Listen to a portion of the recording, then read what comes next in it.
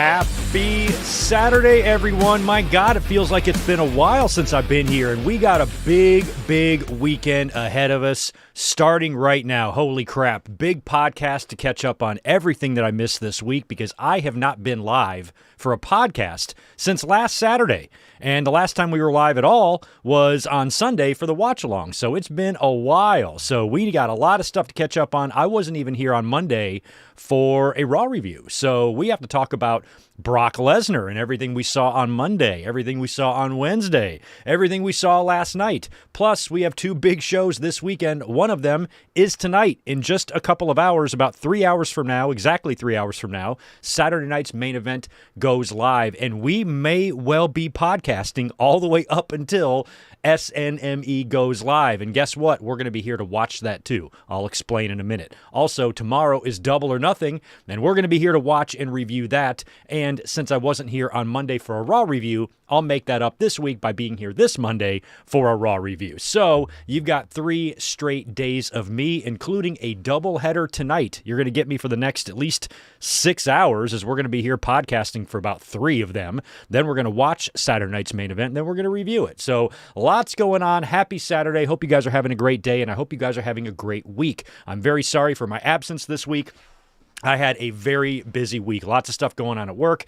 I had a couple of medical visits I had to do, all sorts of stuff going on, and I really wasn't able to come up here to do anything thorough until the weekend. So I apologize for that, but we are here now, and it's Memorial Weekend here in the States, and I'm off for the next 3 days. So that's why I'm going to be spending a lot of time with you guys, catching up on all sorts of news and wrestling results, and of course predictions. Today we are going to be predicting tonight's Saturday night's main event. I'm going to get that out of the way right away since that show's coming up in a few hours, and then we'll close the podcast here with a full AEW Double or Nothing prediction as well. So lots of predictions, lots of news, lots of results, lots of chatter, and lots of stuff to talk about today. So I hope you guys are having a great one. Happy weekend to you, and thank you for being here. I'm going to say hello to everyone in the chat in just a minute, and then I will run through with you what to expect this weekend, and then we will jump into our business for today. And like I said, we're going to open up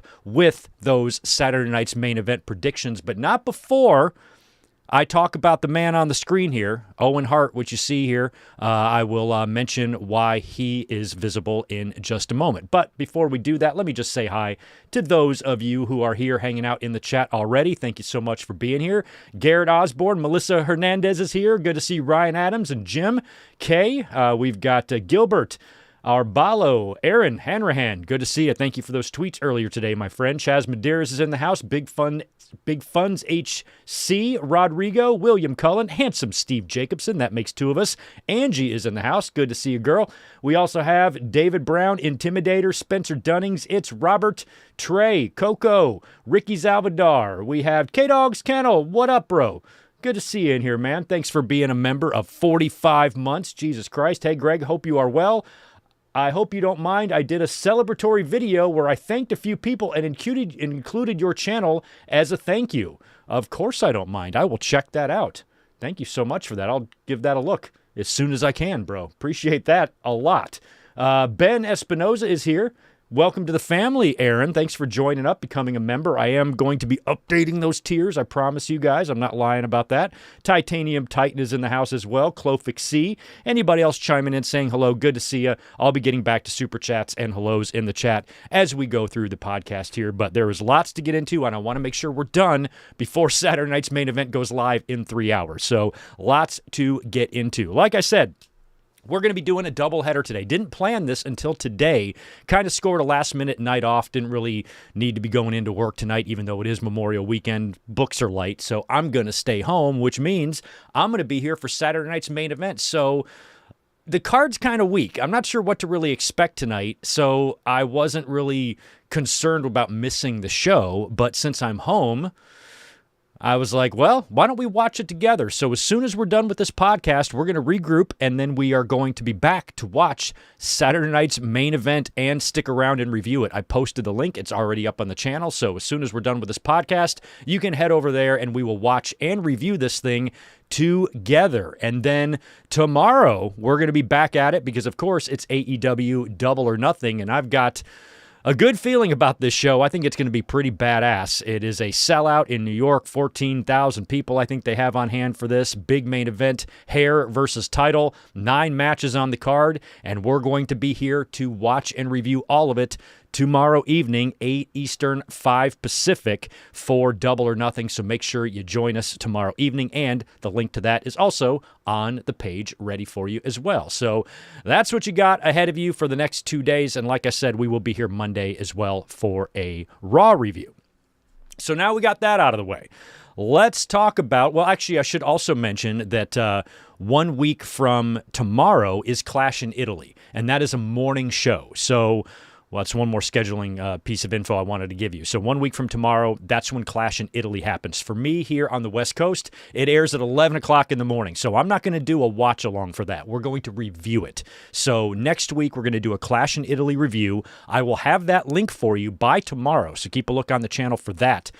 And that means if we review Clash in Italy next Sunday, we should have time to do a classic watch-along. So what I want from you guys is to recommend shows throughout the course of this stream, tonight's stream, and maybe even tomorrow's stream. Throw out some suggestions of a classic pay-per-view that we can watch next week that's either available on Netflix or even more preferably here on YouTube on WWE's Vault channel or the WCW Vault channel or something like that. Throw out some suggestions, and we will do a classic watch-along next week after our Clash in Italy review. So we will have a doubleheader next Sunday as well. I did want to mention that. Before we get into our predictions for Saturday night's main event, like I said, only 5 matches on that card, and I want to bust those predictions out right away. But before we do that, I couldn't help but notice the date on the calendar today, May 23rd. That day will always be tattooed on my fucking brain because today is the 27th anniversary of the day we lost Owen Hart at Over the Edge 1999 when he was killed in that tragic fall from the ceiling of Kemper Arena in Kansas City. And it haunts me to this day. I've done many videos. We've talked about it extensively throughout the years. I even did a big 20th anniversary video on his death and then a 25th a couple of years ago.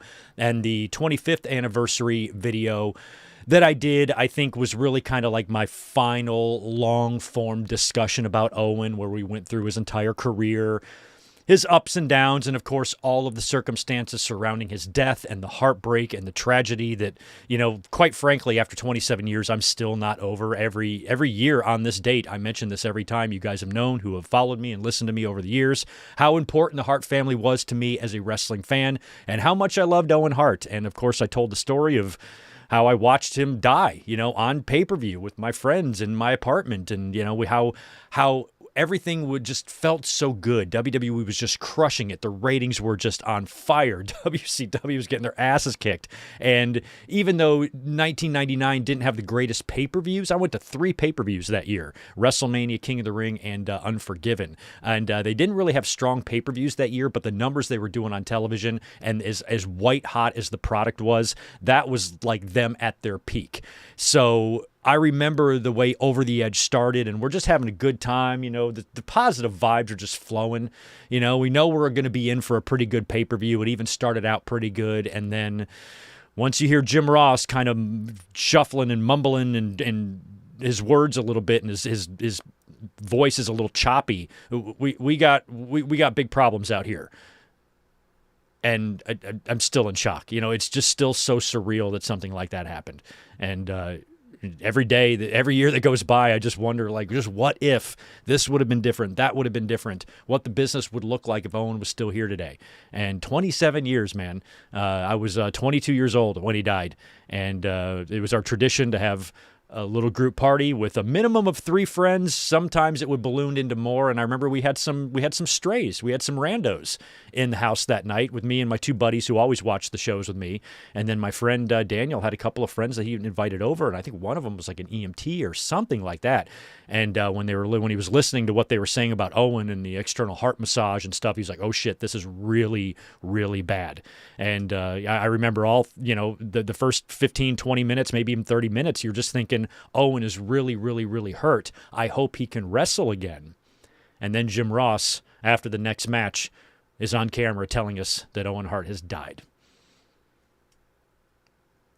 That is just the craziest day in the history of the business, and I'm still not over it. So anyway, I just want to acknowledge May 23rd, because this date always just, whenever I see it, it just, immediately floods me with the memories of that horrific day. Anyway, long live Owen Hart, the King of Hearts, the Rocket. He was the best. All the best to his family, his kids, his wife, who, of course, they have the Owen Hart Foundation. When we did that video a couple of years ago, we actually made a donation to the Owen Hart Foundation. And, of course, they work with AEW now. AEW does the Owen tournament, which is really nice.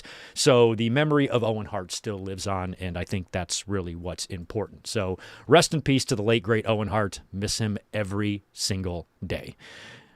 Let's move on. Saturday night's main event is tonight. It goes live in 2 hours and 45 minutes. So let's just bust out. Oops, that's the wrong one. That's not what we want. Let's just bust out these predictions right now for that. And then we'll finish with double or nothing predictions. A lot of tags on this show. I've got 5 matches down for this, and 3 of them are tag team matches. We're going to start with the 6-woman tag team match. This is going to be Rhea Ripley teaming up with Charlotte Flair and Alexa Bliss. They're going to be taking on Jade Cargill, B-Fab, and Michin. Oh, man, I don't know. I think that it's probably going to be Jade, B-Fab, and Michin. That's who I'm going with to win here. They're a little bit more of a cohesive unit. Ripley and Charlotte, as we saw last night, they did work together as a tag team, but the whole trio there with her and Alexa and Charlotte, they're a little bit shaky. And, of course, we have, I believe, Jade Cargill and Rhea Ripley now booked for Clash in Italy. So that match is for the title. I feel like Ripley will retain there, which makes me think Jade's team will get the victory here. So I'm going to go with Jade and the heels to pick up the win over Charlotte, Alexa, and Ripley. We've got the women's tag team titles on the line. Brie Bella and Paige, they're going to be defending against Lash Legend and Nia Jax. I would love nothing more than for Lash and Nia to regain these tag team titles. And I feel like they should. I think they're the stronger team. They should murder these 2 women. But I have just been of the belief, I've been mentioning this in the past few podcasts ever since they won the championships, that I don't feel like they're going to drop those titles until Nikki comes back. And I had predicted Nikki to show up on Raw. They defended the titles on Raw, right? And I predicted a week ago that Nikki would show up and help them retain because she's probably cleared or close to being cleared, or at least probably good enough to do a run-in or whatnot and get back into business here. So I'm still expecting to see her before Paige and Brie drop the titles, because if Nikki comes back, that could create a story there. If she comes back, I want to be back with my sister, but I can't because you guys are tag team champions. I even kind of floated the idea of them freebirding the titles a little bit, with maybe Nikki and Brie eventually turning on Paige and kicking her out. Something like that. So I still kind of think that might happen, and I don't, as much as I would love Brie and Paige to drop the titles, because I don't really love them as tag team champions, I feel like Nikki's got to come back first. So I think Nikki maybe shows up here and helps Brie and Paige win, or retain, I should say, the tag team titles. So I feel like this could go either way, but I'm going to predict Brie and Paige to retain over Lash, Legend, and Nia Jackson. Like I said, they will not be able to beat these 2 women clean. I don't think the 2 of them could beat one of them clean, much less 2. So it's going to take some outside interference, and I feel like that's going to be Nikki Bella. So Brie and Paige to retain. Of these 5 matches, we have 3 championship matches. This one right here for the women. Also, the men's tag team titles are on the line. the Vision, Logan Paul and Austin Theory defending against the Street Profits. And also later on, we have Penta versus Ethan Page. So this is a pretty weak Saturday night's main event card. I feel like you got to have a title change here somewhere. And I think it's either going to be here or it's going to be in the Intercontinental title match. And I'm not really sure which one to pick. I kind of want Ethan Page to beat Penta. I would like to see the Intercontinental Championship change hands on Saturday night's main event. So I would really like to see that. But I think there's also a chance that Logan and Theory could drop the belts as well, because I just think I feel like we need a title change on this show. And based on how Raw ended on Monday with, was it Rollins getting the win over Theory, right? But then the Vision, including Breaker, just beat down Seth Rollins and just leave him laying to close the show. And I think the Street Profits came out and they got beat down as well. So based on how Raw ended, I think the Street Profits have a good chance of winning the tag team titles. I mean, they just came back as well. So if you put them in a match here, unless they lose here only to win the tag team titles later, but if you're going to bring the Street Profits back, who are an actual tag team, a very decorated tag team, they are the ones that should be holding the belts. And if they're not, then I wouldn't put them in this match at all, unless the plan, like I said, was for them to maybe win them later. So I'm going to pick the Street Profits to pick up the tag team titles here, and they might have help from Seth Rollins that might help them get it done, or Seth could come out and screw them over by accident, because we know there's been some tension there with him and Montez Ford. But with Rollins helping them maybe win, if Breaker is out there farting around, Rollins comes out to neutralize him, the Street Profits win, and maybe Tez realizes that Seth actually did help them win the titles, might repair that relationship, and you can do some six-man stuff on Raw. So I'm going to predict the Street Profits to win the tag team titles tonight and beat Logan Paul and Austin Theory.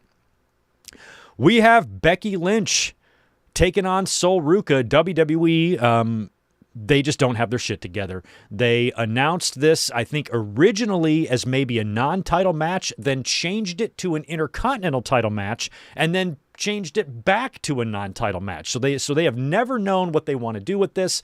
This match also was set up on Monday Night Raw. Becky, I think, came out and cut a promo. Or no, I think it was Sol that went out there and called out Becky. Becky came out. They pitched the match for Saturday night's main event. Made you think it was going to be an IC title match, but didn't really announce it. But then when they released the match graphic, it had it had IC title match on there. And then they changed it back to a non-title match. So this is just more of WWE just not having a shit together. It's a huge billion-dollar company that's not on the same page, and it's just a fucking mess. So anyway, it looks like this is non-title. The title will not be on the line, and this will probably lead to a title match since it's a non-title here. So I think it's got to be Sol Ruca to win, to secure herself a non-title. Well, you know what? I'm going to change. No. Well, she's lost a lot. Fuck, I don't know. I almost think Becky could win here and Sol could still get a title shot in the future. My mindset is, Sol has to win so she can get an IC title shot. But I think she could lose, and Becky could cheat or some shit, and then Sol has a reason for a rematch and then pitches a rematch, and this time I want the title on the line type of thing. So I think this could go either way. I got to balance out the heels and the baby faces here winning. So I'm going to go... Shit. I don't know.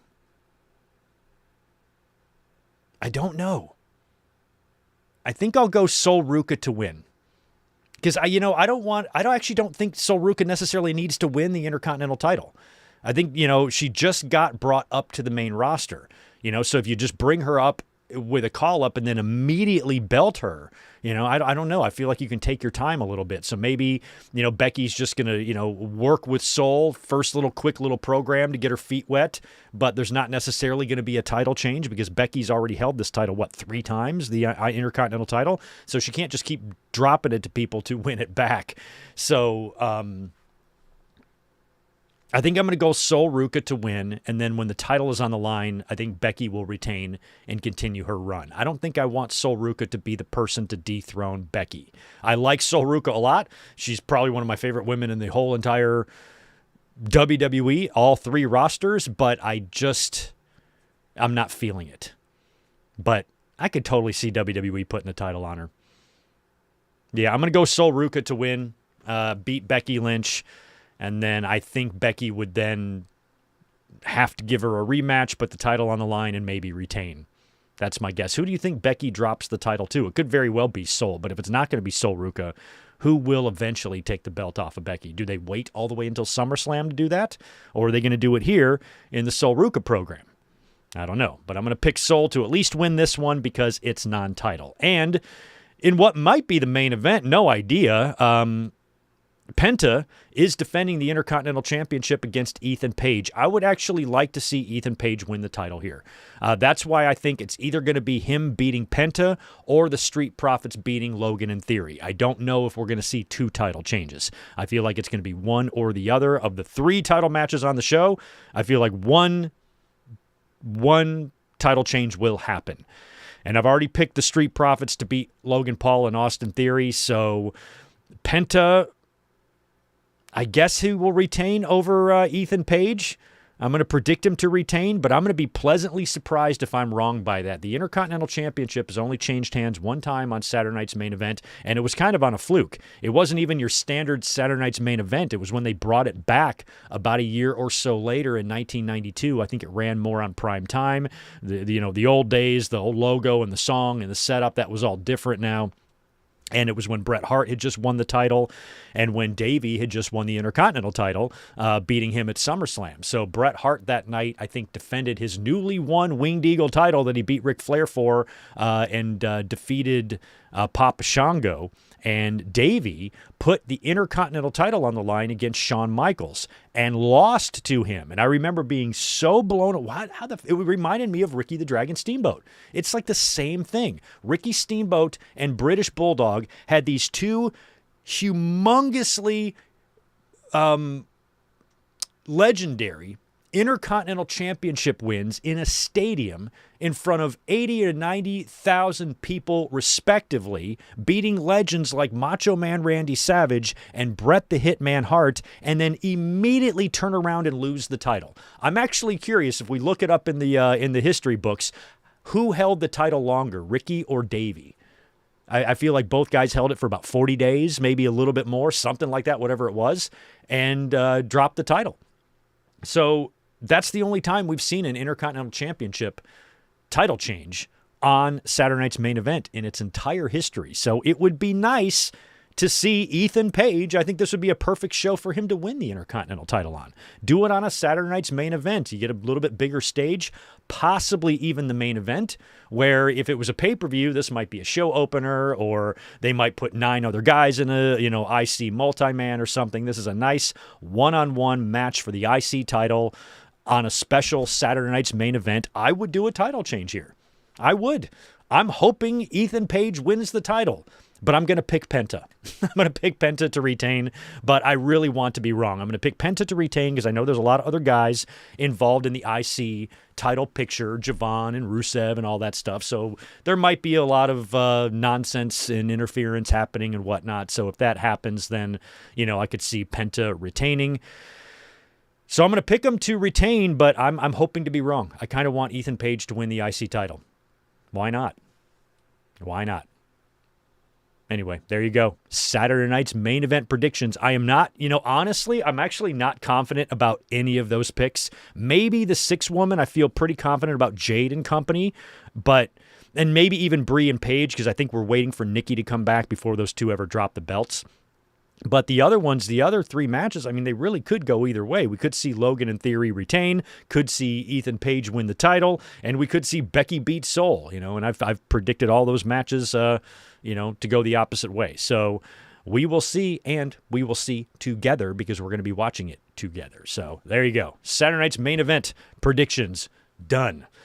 All right, let's move on to, in terms of Raw, Dynamite, and SmackDown, only talking about the highlights here. Not going to run through the results of all 3 of these shows in their entireties because that would be stupid. So we're just going to be talking about the highlights. So with Raw, there are only 2 major things I want to talk about, what you see here, and then we're going to talk about Tribal Combat in a minute. But on Raw, this past Monday, I opted not to do a review. I didn't think anything was going to happen. I kind of needed a day off. I had a lot going on, so I just opted to not really even watch the show. I was kind of just eyeballing it, keeping my eye on it, and I was paying attention when Oba came out for his open challenge, and I was like, cool, who's it going to be this week? Because I've been a little bit annoyed with these open challenges. I feel like, you don't want to be doing this for too long, and I don't want to just see a whole bunch of Otises come out every week.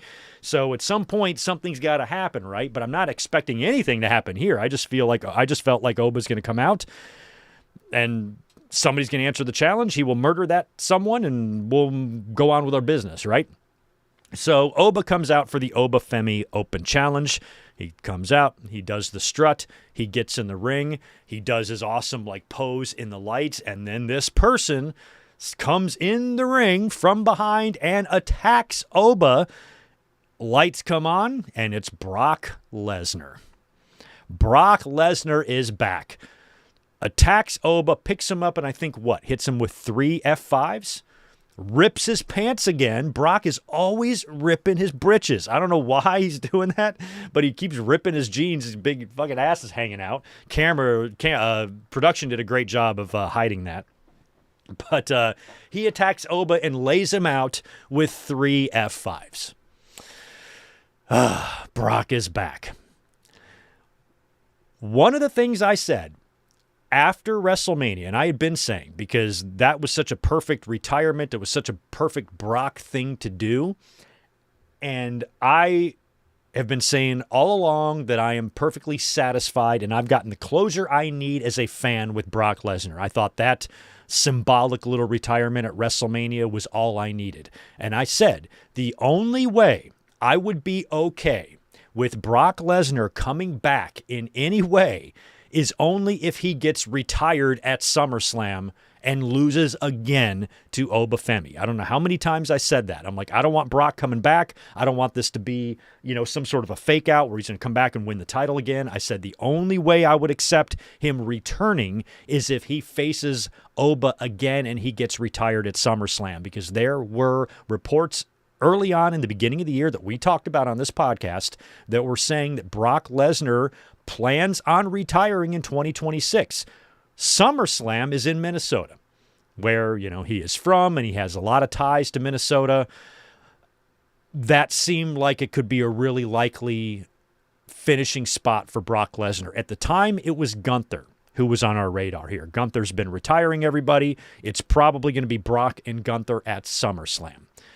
Then comes WrestleMania and the match with Oba Femi. Oba beats Brock, and then Brock seemingly retires right there. And then they send Gunther to Smackdown. So if Brock were to come back, what the hell is he going to do? Probably exactly what I said. He's going to come back and get retired at SummerSlam. So here's the way this looks to me. Brock Lesnar comes back and attacks Oba Femi.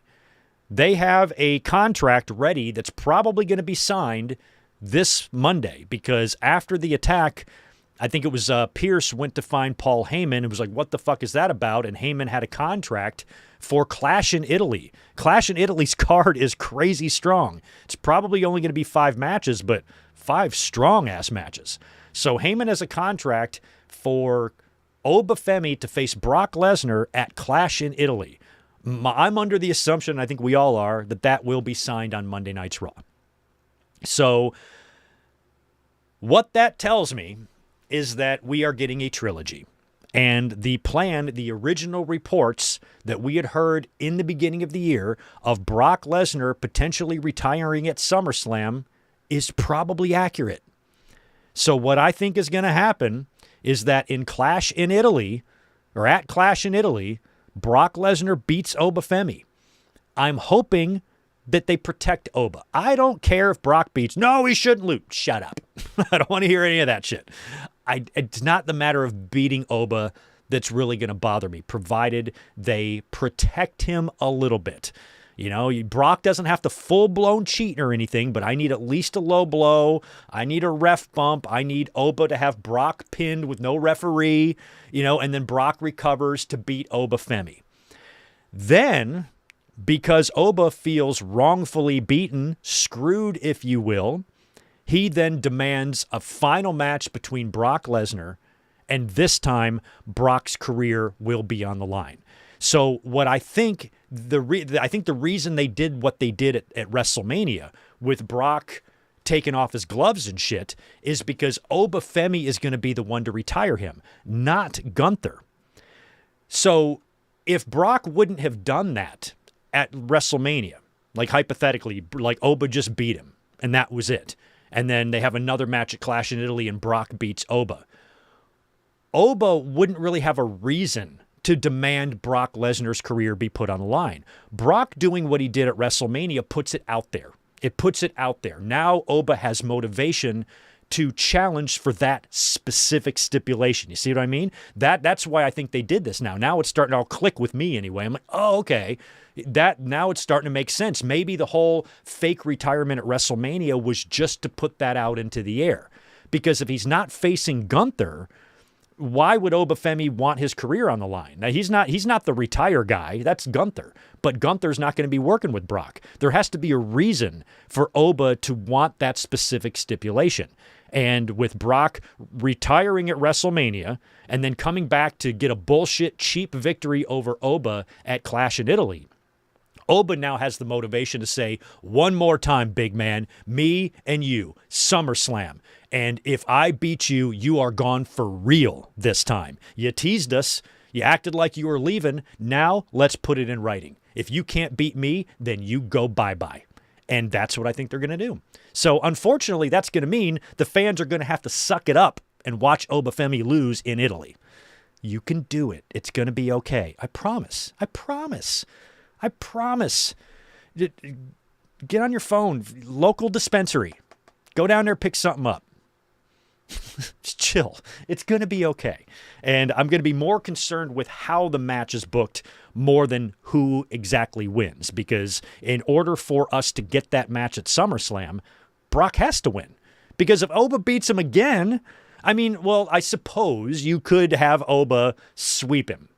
You could do a Batista Triple H thing in 2005. Okay, so I stand corrected. You could make the argument that Oba beats Brock again at Clash in Italy. And then Brock, who is now supremely frustrated with not being able to beat this big guy, he demands one more match. It's Brock who demands the match. I know I can beat you. I know I can beat you one more time. Me versus you at SummerSlam, and if I can't beat you, I will retire for real. So you could technically do it both ways. So Brock doesn't have to beat Oba. I just think that he will.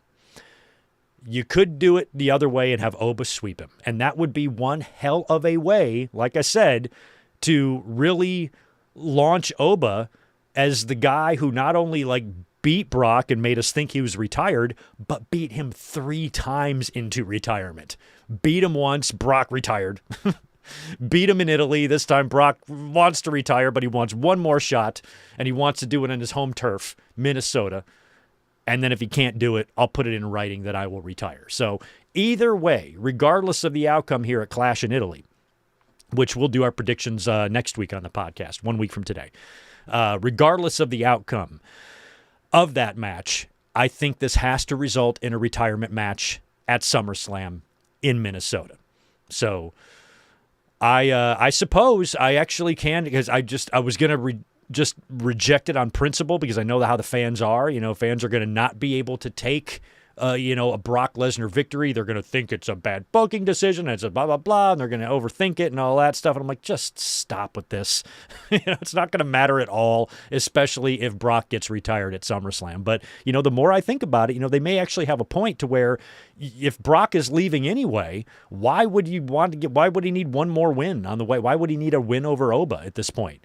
Just have Oba smash him again, and then smash him a final time, and goodbye, Brock. I mean, that's one hell of a way for Brock Lesnar to go out after the years of dominance that he had. The times that he would win the title only to lose it, only to win it right back. What a way to kind of give back and just job, like it's like he's Triple H in 2005 on his way out the door. I would be fine with that if that's the way it went. If Brock really wants to have a 5-month program of losses to put this guy over as his retirement, then, from a doing business standpoint, I respect Brock in that respect. There's some other things about Polish Joe there I do not respect, but, at least that would be, he would leave and he would at least get a little thank you, sir, from me. Because we all love Oba. We can all see, how monstrous this guy is going to be. And now with this program, this gets the pressure off WWE, because what have I been saying ever since WrestleMania? Ever since I've been under the belief that Brock was retired, I said, it's got to be Oba and Roman at SummerSlam. You cannot fuck around with a guy like him who's so big and so menacing and so over and so powerful. This is not a guy you can drag your feet with. Let's wait until we have a WrestleMania moment for him. No, you come across somebody that's this big, and this over, that's found the success and the momentum as quickly as he had, and he has. You don't fart around with a guy like that. You don't second guess yourself. You just do it. Just like Brock in 2002. They pushed him immediately. Debuted right after WrestleMania, was winning the title at SummerSlam.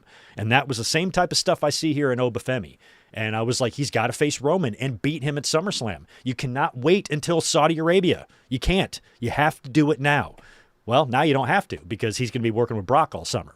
So now I can start fantasy booking what the hell Roman's going to do at SummerSlam. Who's he going to face now? I was assuming it had to be Oba. But now, it's probably going to be the winner of the King of the Ring or something, I guess. And if they're doing Night of Champions in Saudi Arabia, that kind of really opens it up now to a lot of people. So Brock and Oba looks to be the summer program, and I am feeling pretty confident that means we're getting the actual real retirement at SummerSlam for Brock Lesnar. We will see. Also, on Monday Night Raw, the only other thing I really want to talk about is the brawl that took place between Jacob Fatu, Roman Reigns, and the Usos. So Jacob's out there, of course. Usos, were there to confront him first. They start fighting. I think Jacob takes out the Usos. Roman, what the fuck happened? I forgot who was out there. It might have just been Roman first. Maybe it was the Usos. Maybe it was Roman. Whatever the fuck happened. Oh, no, it was Roman first, because they started brawling. Jacob got a hold of Roman, and then the Usos came back in, took out Jacob, and the three of them beat down Jacob. That's basically all it was, right? Big segment with all four of them. Jacob got beat down by all three of them, but not before he had Roman locked in that Tongan death grip again, which seems to be his kryptonite. And after the three of them beat down Jacob Fatu and they're leaving the ring, Jacob, as he's recuperating, grabs the mic and challenges Roman Reigns to tribal combat. So Roman right there kind of accepts, and they've made that match for Clash in Italy, Roman Reigns versus Jacob Fatu, tribal combat. So think about this card. We've got Cody Rhodes versus Gunther for the title. We've got Jacob versus Roman for the title. This one's tribal combat. And we're going to have Obafemi versus Brock Lesnar, because I'm assuming that contract will get signed on Monday. And then last night, I think we had Jade Cargill and Rhea Ripley added to the show. So that's 4 huge matches for Italy. We will see if they add one more. It probably will be, since we don't have... we only have one women's match. It might be Becky and Sol Ruca for the IC title, actually, especially if Sol Ruca picks up the win tonight on Saturday night's main event. We might get that one added to Clash in Italy. So those are some huge matches now for Clash in Italy, and Tribal Combat is going to be fun. What is wrong with you, buddy? There you go. Tito trying to get up here. Here, do you want some food? Get away. I'm trying to podcast. Come here.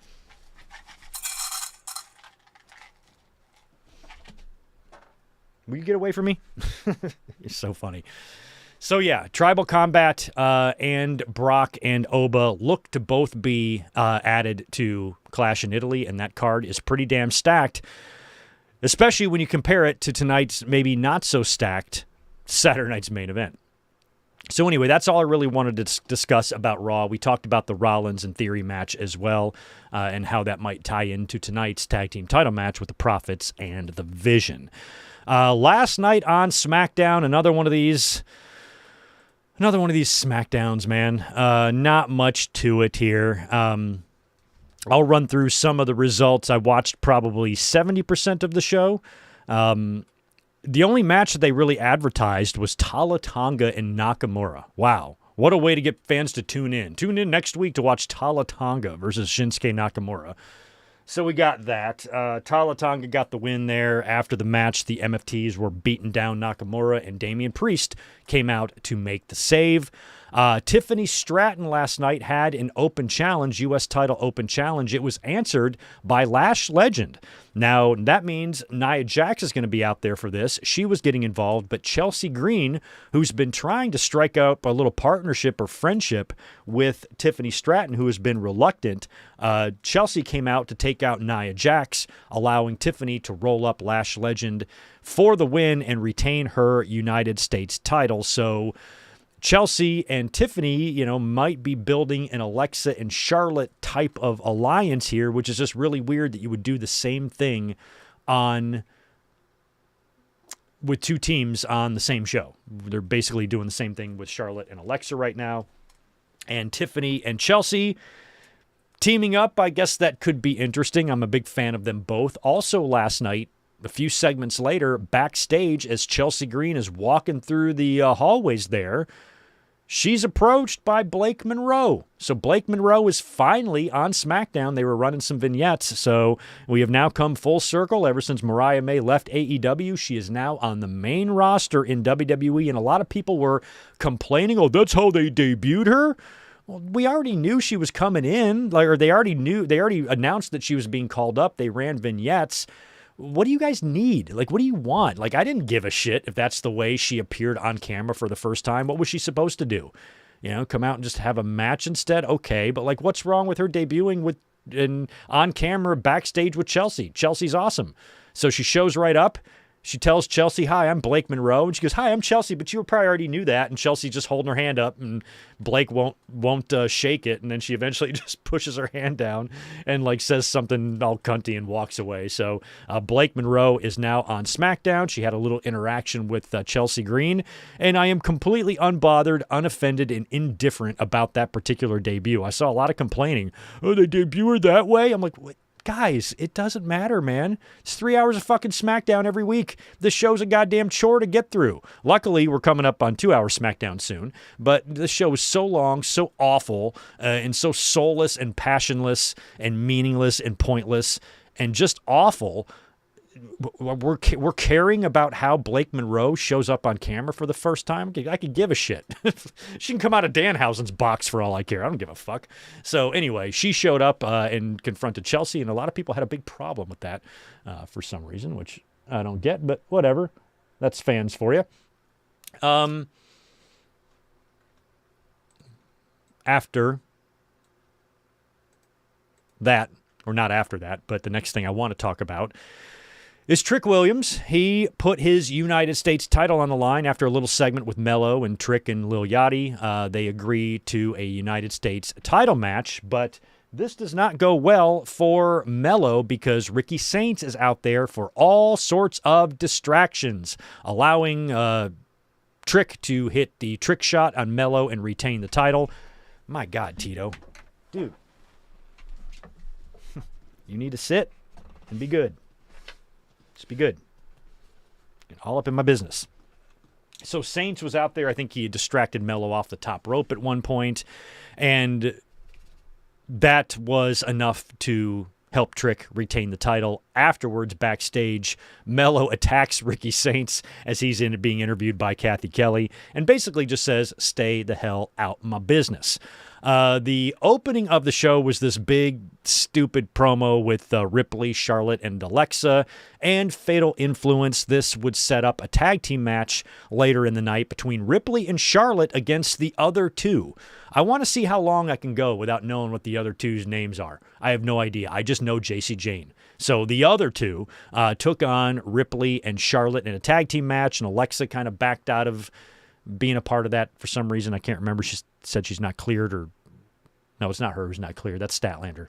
I forgot what the deal with Alexa was last night, but it was just Ripley and Charlotte. They, of course, defeated the other two.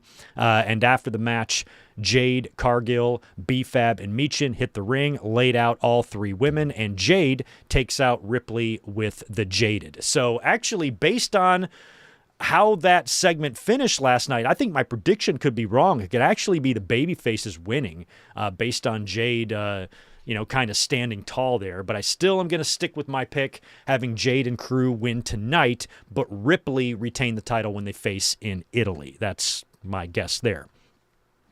In another just riveting match, we had Solo Sikoa defeating Damian Priest. He hit him with a Samoan spike after all sorts of distraction from the MFTs. After the match, Priest is getting his ass kicked by all three guys until Royce Keys comes out to save Damian Priest, and Damian thanks him by grabbing him around the throat. I guess he was a little bit disoriented, and he saw Royce Keys, and he immediately kind of lunged for him, and Keys screamed at him like, "I'm trying to help you, man." And I think Priest kind of got it, because he's like, "I'm trying to help you, fuck off," which is kind of funny. And Priest was kind of like sitting there kind of, like, "Oh, okay, oh shit, my bad." That was kind of funny. So Solo got the win over Priest last night. And then in the main event, this was set up backstage. Cody and Sammy had a little run-in back there, and they've got a main event match for tonight. One-on-one, Cody Rhodes versus Sami Zayn. Pretty good match here. In the end, it was Cody getting the win. Crossroads to Sammy, pinning him. And immediately after the win, Gunther hits the ring, attacks Cody Rhodes, locks him in the sleeper hold as Sami Zayn basically just watches. I think Gunther takes out Cody first, and Sammy's kind of standing there looking, and Gunther's like, "What?"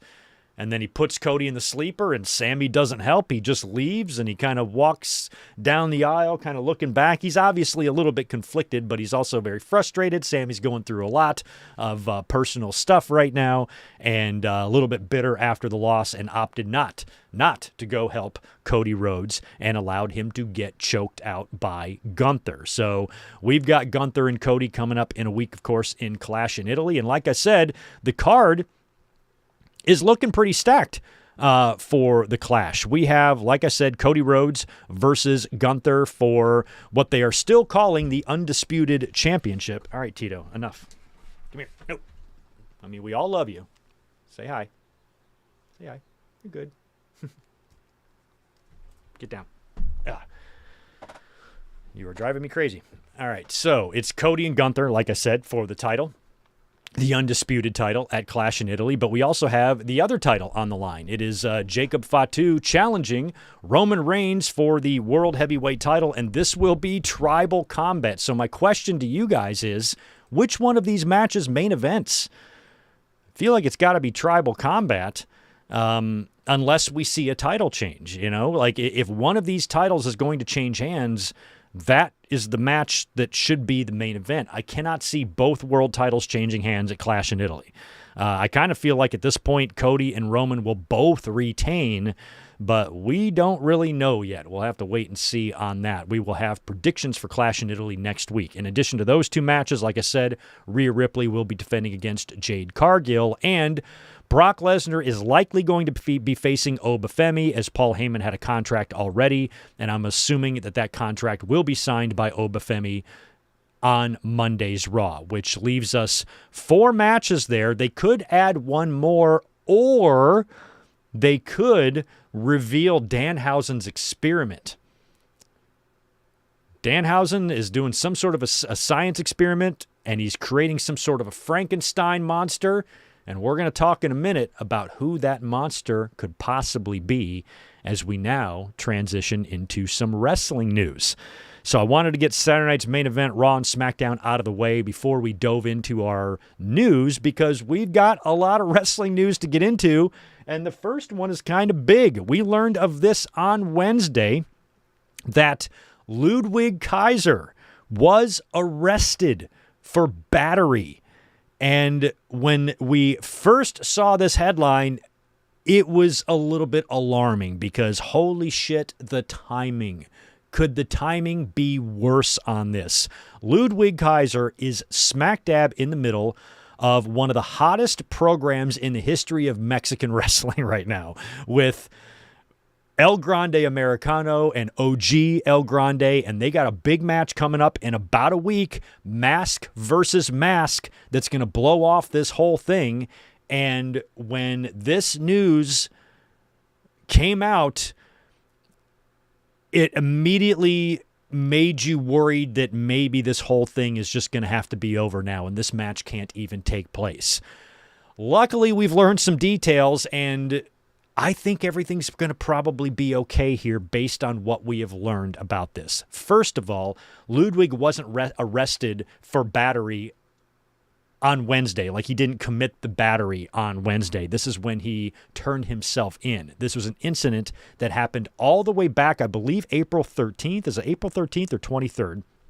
So over a month ago, this happened in his own apartment complex in Florida in the elevator. And apparently, there was an incident between him and another guy who was in the elevator, who claimed, this alleged victim claimed that he was in the elevator and Ludwig and his girlfriend, who is Andrea Bazarte. She's a model and she does some WWE AAA TV and she does some stuff down there, right? So they're together.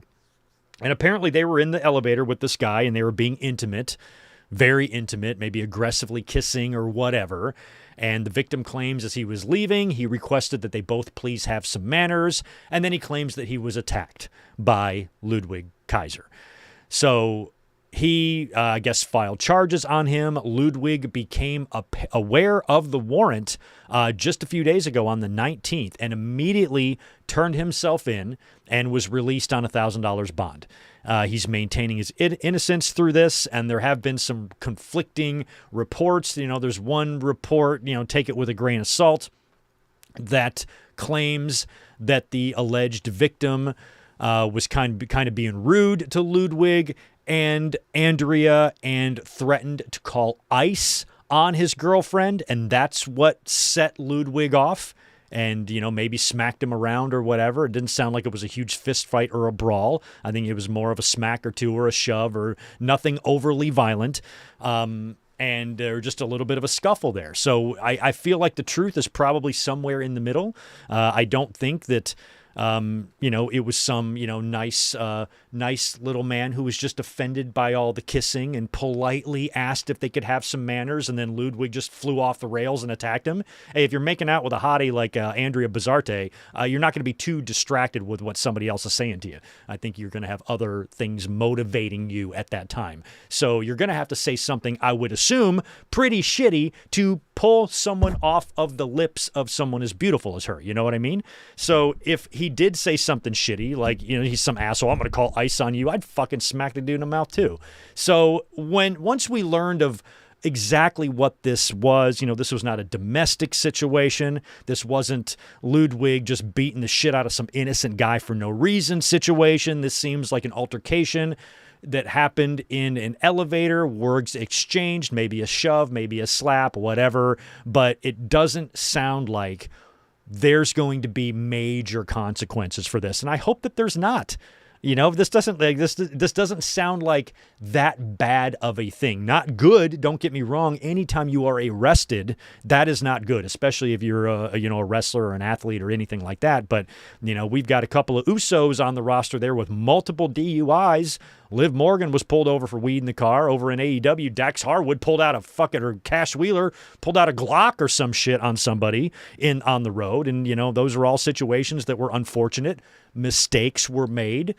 Everything was handled legally and, you know, their careers resumed without incident. based on what we know about this and the low amount of the bond, we're talking about $1,000 bond here. This can't be that serious of a crime. And after, the court proceedings and whatever happens here, I'm sure this is going to be something that's going to be settled without any repercussions. I don't think Ludwig's going to get any probation or any jail time or anything like that. It doesn't sound like, based on the severity of this. I think worst case, he's going to have to pick up some garbage on the side of the road for 20 hours or something, but I don't think that he's going to be facing or is staring down the barrel of any serious repercussions here. Nothing that should take his job, nothing that should threaten his job. This is something that I would probably just, once you learn all the details, everything's probably going to be okay. And I don't think he's in any danger of losing his job or anything like that based on what we know. Unless a whole bunch more new information comes out or something. But it doesn't sound like, this is something that's probably unfortunate, and I'm sure Ludwig wishes it did not happen, and he could take some things back, I'm sure. But when if you're in the elevator with your woman and somebody mouths off to you, and if they say something really bad, like I'm going to call ICE or something, it'd be hard not to get physical with a motherfucker like that. So I'm pretty much unbothered by this. I just hope everything goes well for him and he handles whatever he needs to handle. If there's restitution to be paid or any settlement that needs to happen or whatever he needs to do to make this situation right, then I hope that he does it and we move on with our lives. He has no other criminal record. They even filed a motion for him to be able to travel outside of the U.S. because he has been traveling outside of the U.S. for work, and they were not...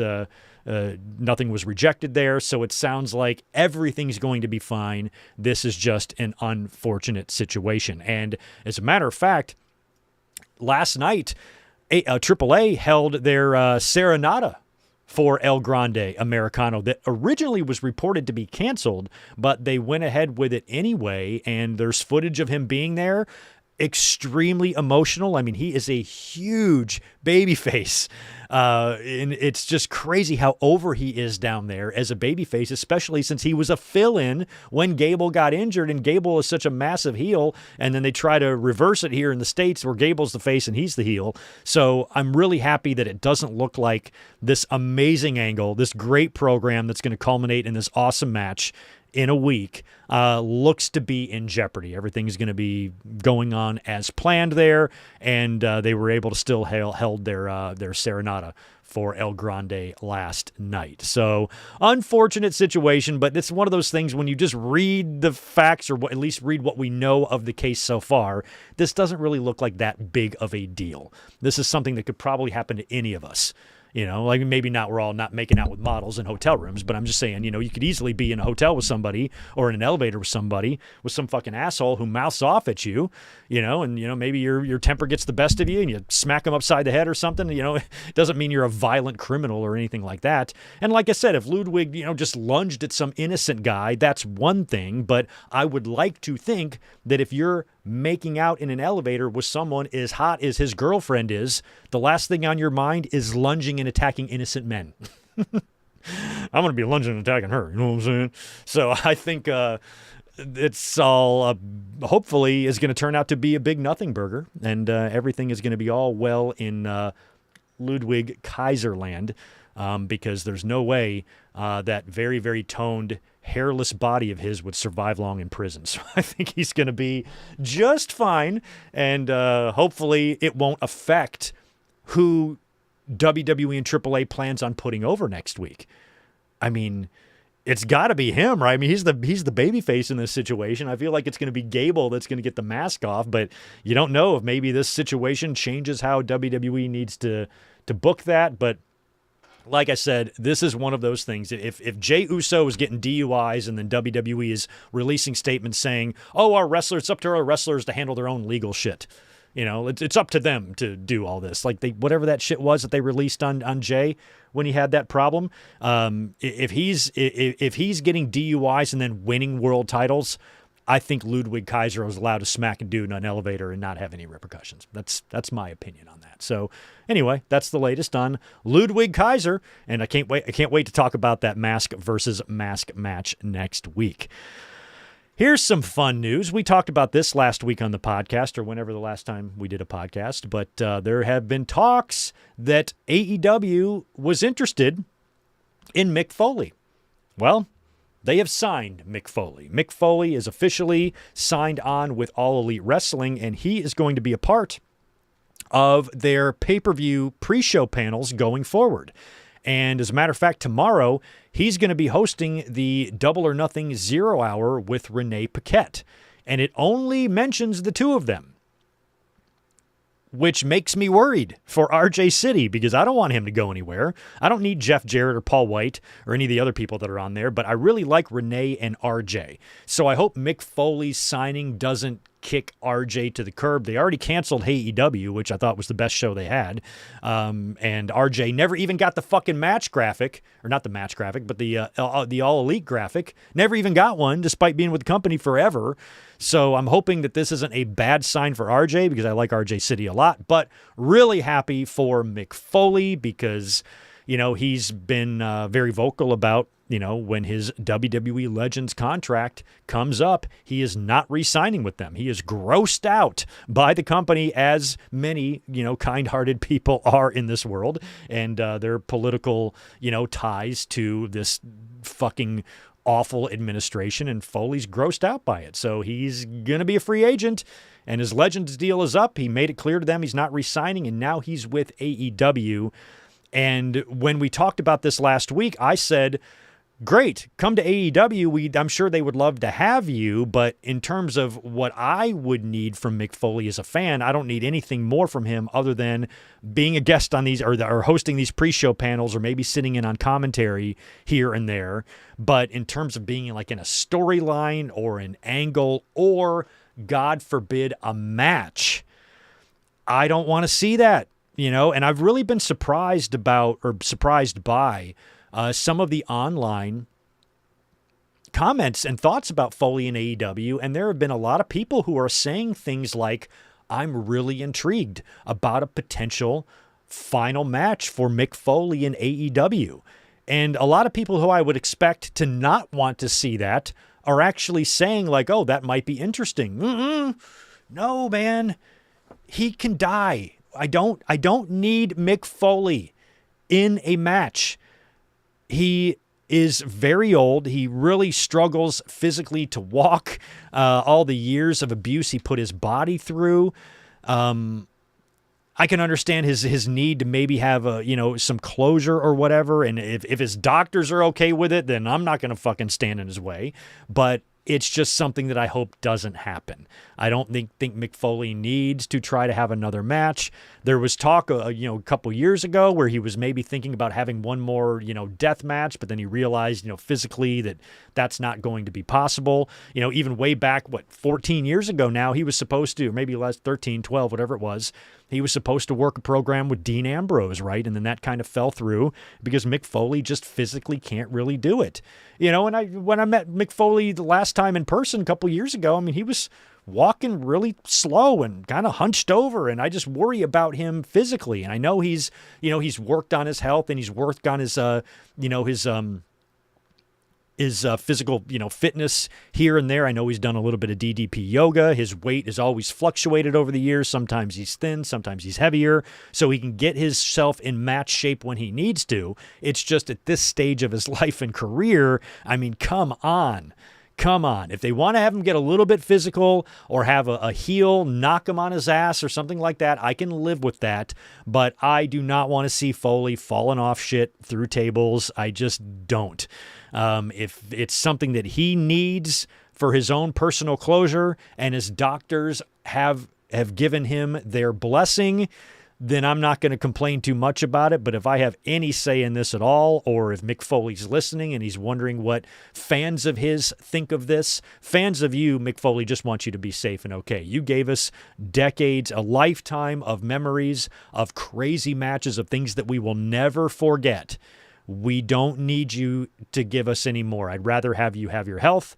And the fact that I know he still has, some fogginess in his brain, but the fact that he does not have CTE and does not have massive, amounts of brain damage and dementia is pretty incredible considering, the toll that wrestling took on his head and his entire body. He's still a very smart, intelligent, well-spoken, well-read guy. This guy not only reads books, he writes books. I mean, Foley is very, very smart. And I think, a lot of that intelligence, really helped keep his mental faculties together.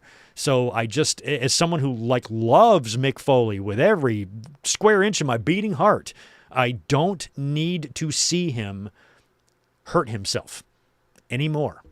I just don't. So I think it's awesome that Mick Foley is in AEW, and to see him on the pre-show panels and maybe do some guest commentary here or there, even if he wants to mentor someone or be a part of a backstage angle and maybe even just get a touch physical. Somebody wants to shove him on his ass or something like that, that's fine. But let's not Crimson Mask Mick Foley, carry him up to the top of the AEW Dynamite set and throw him off the top through a bunch of stacked up tables. I don't need, nor do I want that from Mick Foley. But it is going to be cool to see him regularly featured in AEW now, and we'll see if if it ever morphs into something like what Sting did. Sting came in, and next thing he's diving off balconies through tables too. He had some pretty hardcore matches there, busting up his lip and all sorts of stuff. So Sting, wrestled hard, but I think Sting, even though as old as he was, physically he was in a little bit better shape than Mick Foley. So I don't feel like even if Tony Khan wanted to, he couldn't do with Mick Foley what he did with Sting, unless Foley really, really wants to do something. But I'm kind of hoping Foley just takes it easy and we can just see his nice, pretty, smiling, toothless face on AEW. That's all I need as a Mick Foley fan. But welcome to AEW, Mick Foley. Can't wait to see you tomorrow at Double or Nothing. That's going to be pretty cool. Hey, here, this is fun. This is a really fun story. I love this story. Now, it's not really a story. It's mostly Dave Meltzer doing what Dave Meltzer does, and Dave Meltzer speculates. He loves to speculate. Well, Dave is speculating that Baron Corbin could be Danhausen's Frankenstein. Now, last night on Smackdown, there was some power issues, right? Smackdown was dealing with some electrical issues, so Nick Aldis went to go find out what was causing the problems, and he came across Danhausen's laboratory, where he's, of course, we saw him clone the little Minihausen. And now he's trying to clone someone else, and it's all of this power that he's using for this experiment that is wiping out the power in the arena last night for Smackdown. Where were they last night? Where was Smackdown? I know SNME tonight is in Fort Wayne. I forgot where Smackdown was last night. So the building was dealing with some power issues, and Danhausen is got the big crate that he debuted in, and there's things happening and things churning in there, and it looks like he's trying to create, another clone. And Dave is speculating that when that box opens and whatever thing comes out of there, he thinks it could very well be Baron Corbin, as there have been some internal interests in WWE in bringing him back. I actually think that would be great. I like Baron Corbin a lot. I'd have no problem with that at all. Now, Baron Corbin kind of shut it down on social media, saying, oh, this is news to me. I'm still over here. He's overseas working, and he's doing this thing and this appearance, and he's doing what all wrestlers do when they're rumored to be showing up somewhere. They downplay it, and they lie. They love to lie. Who was it that Cody Rhodes said, you gotta learn to lie, or wrestlers are very good at lying? Was it him and Danielson? I forgot what it was. Something to do with Cody. Cody at one point talked about, how wrestlers lie. And so I'm hoping this is one of those situations. And he might come out of that crate in Italy. We don't know. So far, there's only 4 matches announced for Italy. Wouldn't be surprised if Danhausen's clone is the 5th match on there, because they did this at Elimination Chamber, then they did it at Backlash. So doing it at in Italy would seem pretty likely, and I hope it's true. I hope Dave is right about his speculation that Baron could be his Frankenstein. I mean, I don't know if he's going to have the actual bolts in his neck, or if he's going to come out with Danhausen paint, but Corbin would make sense because he's big, and the first time Danhausen did the clone, he was little. So if he brings out a big version, he's trying to find somewhere in between. He's gotten a little version and a big version, and he's not been able to perfect it yet. So I'm kind of hoping that Dave is right and Baron Corbin comes back as a Danhausen clone. I think that would be fun. I'm rooting for it. I'm rooting for it to happen. I hope Baron Corbin comes back to WWE because I never got behind the hate. He was never my favorite. I think him being the person to have Kurt Angle's final match was a goddamn insult, but I never disliked him, ever. I always had his back. I pushed back on all the hate with him because, I've always just lecture fans. I'm like, just use your fucking heads. I think I'm annoyed with WWE's use of him. I'm not necessarily annoyed with him as a performer. I think he's a good worker, and he always delivers, and he's got his finisher was always well protected. There's a lot of things that I thought that Baron Corbin did right. But, of course, he's never been everyone's favorite. But, I kind of tried to look beyond that and at least, just not hate him for no specific reason, because he does go out there, work hard, does his job. But WWE with Constable Corbin and, oh my God, the shit with Kurt Angle, all that was awful. It was like Staples manager Kane. It just made you want to puke. But I don't have anything against Corbin personally, and I feel like he could have he deserved better in WWE. Even when they started doing the bum-ass Corbin, that started working, but then they ended it, and turned him into Rich Corbin. Or was it Rich Corbin first, then it was bum-ass? It was Rich first, then I think it was bum-ass. Or maybe it was Rich, bum-ass, then Rich again. I forgot. But that stuff was pretty good. But overall, he just never really found the love of the wrestling audience. So coming back as Danhausen's Frankenstein, I think that might be fun. Guess who else might be coming back to WWE? This one's mind-blowing. Apparently Enzo and Cass might be heading back. Now, we talked last week about Big Bill. Big Bill's contract with AEW is believed to be up either now or very, very soon. Enzo has been seen at the Performance Center. He's been at the PC for some reason, here and there. And there have been reports internally, this is according to WrestleVotes Radio on Fightful Select, that internally WWE does have interest in reuniting the pair. And the two of them still maintain a positive relationship with a number of WWE producers and agents backstage, and some talent that worked with them in NXT years ago. So it's believed that between Big Bill's contract being up very, very soon and Enzo hanging out at the WWE PC, this could be a sign that they're going to bring them back. And this coincides with an absolutely ludicrous report about WWE wanting to beef up their tag team division.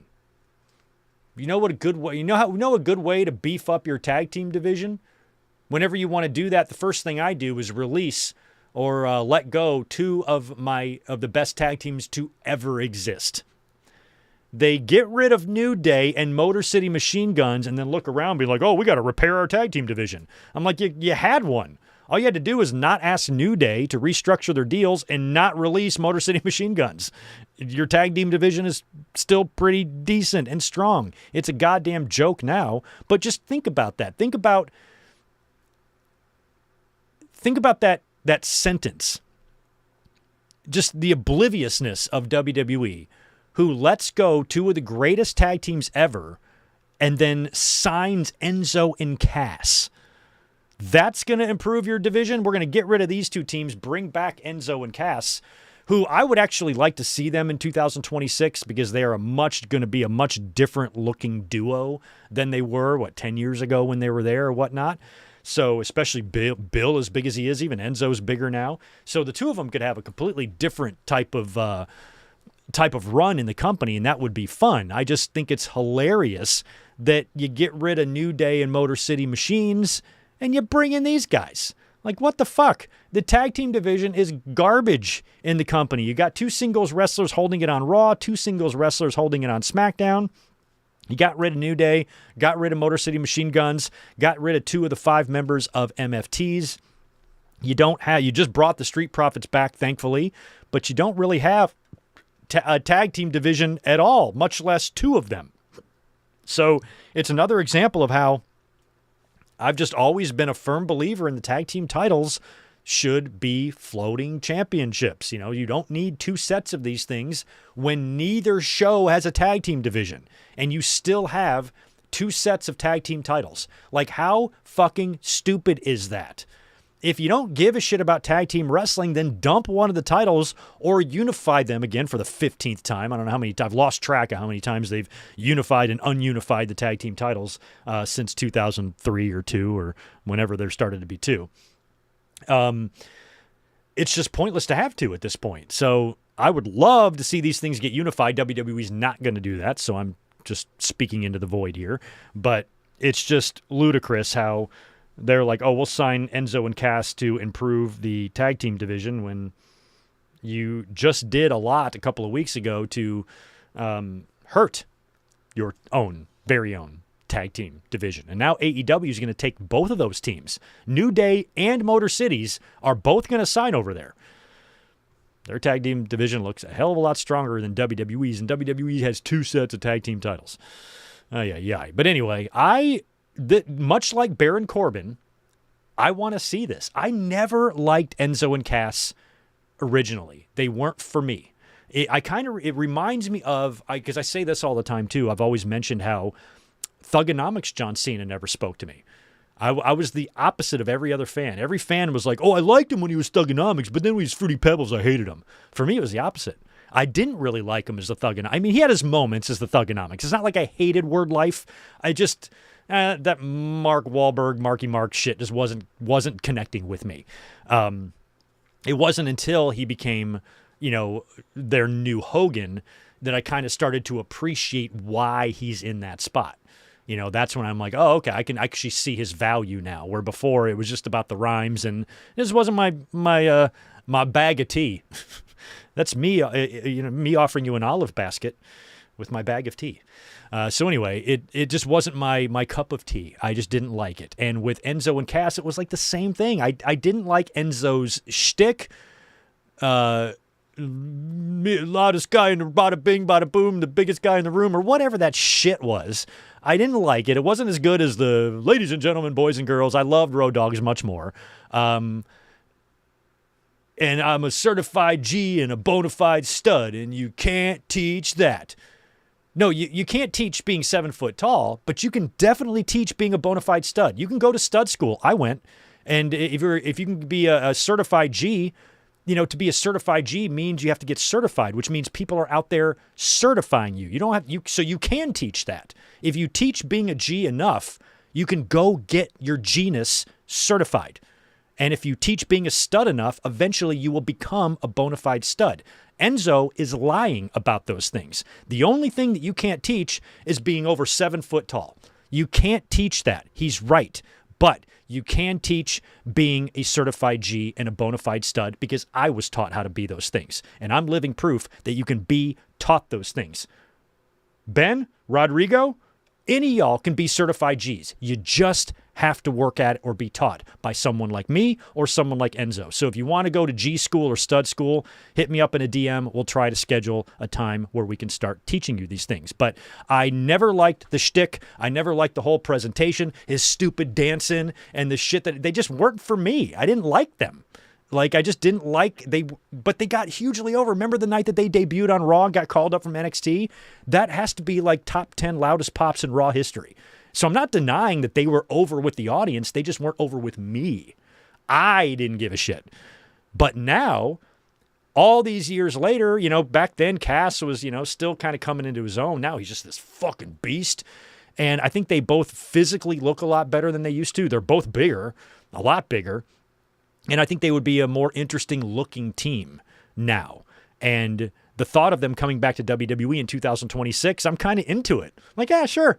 Let's see. Let's bring them in. I think if they brought them back with that music and they did the whole shtick again, fans, that's one thing I'll say about them is they made their mark and they were memorable. How many years has it been now since they were an act together? I feel like it's 10. Was it 2016, 17, maybe 18? I feel like it's been 8 to 10 years since they were doing their shtick on TV. Do I have my timeline right there? And they were so remembered that if you were to bring them back on Raw or SmackDown next week with the music, and then you had Enzo go into his spiel, the entire crowd would be able to say it with him. They still remember. So from that standpoint, I can't deny that they weren't over, because they were. They were definitely over, to the point where fans are going to remember them and remember their music, their shtick, the whole thing nearly a decade later. That's going to get a great reaction when and if they come back to WWE. I hope they do. I think that would be fun to see them come back.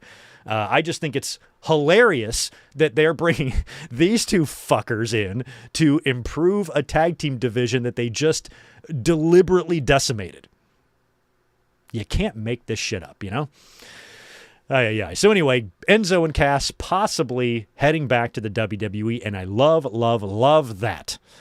Okay, so did you guys catch MJF on Ariel Helwani? He had a long interview, over an hour long, and he talked specifically about three things that I want to bring up: Malachi Black, CM Punk, and Bret Hart. And Ariel had asked MJF about the locker room, and he kind of was trying to touch on some of the talent there that maybe didn't want to be there, the motivation behind the talent, guys wanting to leave and go to WWE. And MJF says our locker room right now is as strong as ever. Everybody who is there is ready to rock and roll and wants to work for AEW. They've weeded out all of the bad ones. And then Ariel's like, well, who specifically? And MJF's like, you want me to name names? He goes, well, yeah, you said you want me to ask you the hard questions. And MJF goes, well, the obvious one's Malachi Black. Malachi Black, he was there, and he was using us to go back to WWE. And he goes, I don't know Malachi as a person. Do I think he's a bad guy? No. But I also think he's a mark for getting his little WrestleMania moment. The way he said that cracked me up. He's like, he wants to get his little WrestleMania moment. And he says that guys like that, or people like that in their locker room that are using AEW to go back to where they think the grass is greener, are seeing that it's not always like that. And he basically doesn't have any sympathy for Malachi, but he's under the belief that, yeah, Malachi was using us to get back to WWE, wanted to go there, felt like with Triple H there, that he would give him his WrestleMania moment, and he wasn't even on WrestleMania, and then he got fucking fired. So he talked about Malachi, and as we've heard too, that apparently the AEW locker room not too interested in him coming back, and nobody likes his wife. And that's one thing I've been learning a lot ever since the release. I've even been talking to some people in the business about this too, where they've said like she is not well liked. So I kind of was like a little bit aware of that, but not aware of how much of a mean girl that wrestlers and her peers consider her to be. So doesn't sound like they're going to be going to AEW. And also talked about I think Ariel was like, has anyone ever been asked to take a pay cut in AEW? He's like, during their contract? He goes, fuck no. He goes, nobody would ever be asked to take a pay cut in the middle of their contract. Now, if you don't perform well and your contract is up for renewal, you might get renewed for a lower amount, but Tony or AEW is never going to come to you and ask you to restructure your deal in the middle of your deal. There's no fucking way that would happen over there. And that's something that we mentioned when we were learning about these releases, and we talked about that in the podcast, and I started saying, and I was saying things about how talent views their work options out there, and a lot of times that pendulum is always swinging back and forth, where one company oftentimes looks more attractive than the other, and then that switches. And we've already seen this switch 3 different times alone in AEW's existence. At first it looked like, oh, AEW, let's jump off this crazy batshit Vince McMahon train, go over to AEW, where things are just awesome. But then after the Punk debacle and the brawl in and the brawl out and all that shit that went down, they suffered for a while. And then Vince McMahon was ousted and Triple H takes over creatively all of a sudden. And WWE has a tremendously successful 2023, crazy ratings, crazy attendance that is still, they're still feeling the effects of that boom from. They're still doing crazy numbers, from that. And WWE looked like the much more attractive place to be. So people were starting to jump over there. Now you see the way TKO operates the company, and how if you sign a 5-year deal for X amount of dollars, unless you were a top-tier talent, there is a very, very, very excellent chance that you are not going to be able to see that contract all the way through. They will try to get some of their money back. They will either release you early, or if they don't feel like they're getting the proper return on their investment, you will not make it to the end of that deal. So now if you are a wrestler and you're thinking about things from a financial perspective, providing for yourself, providing for your family.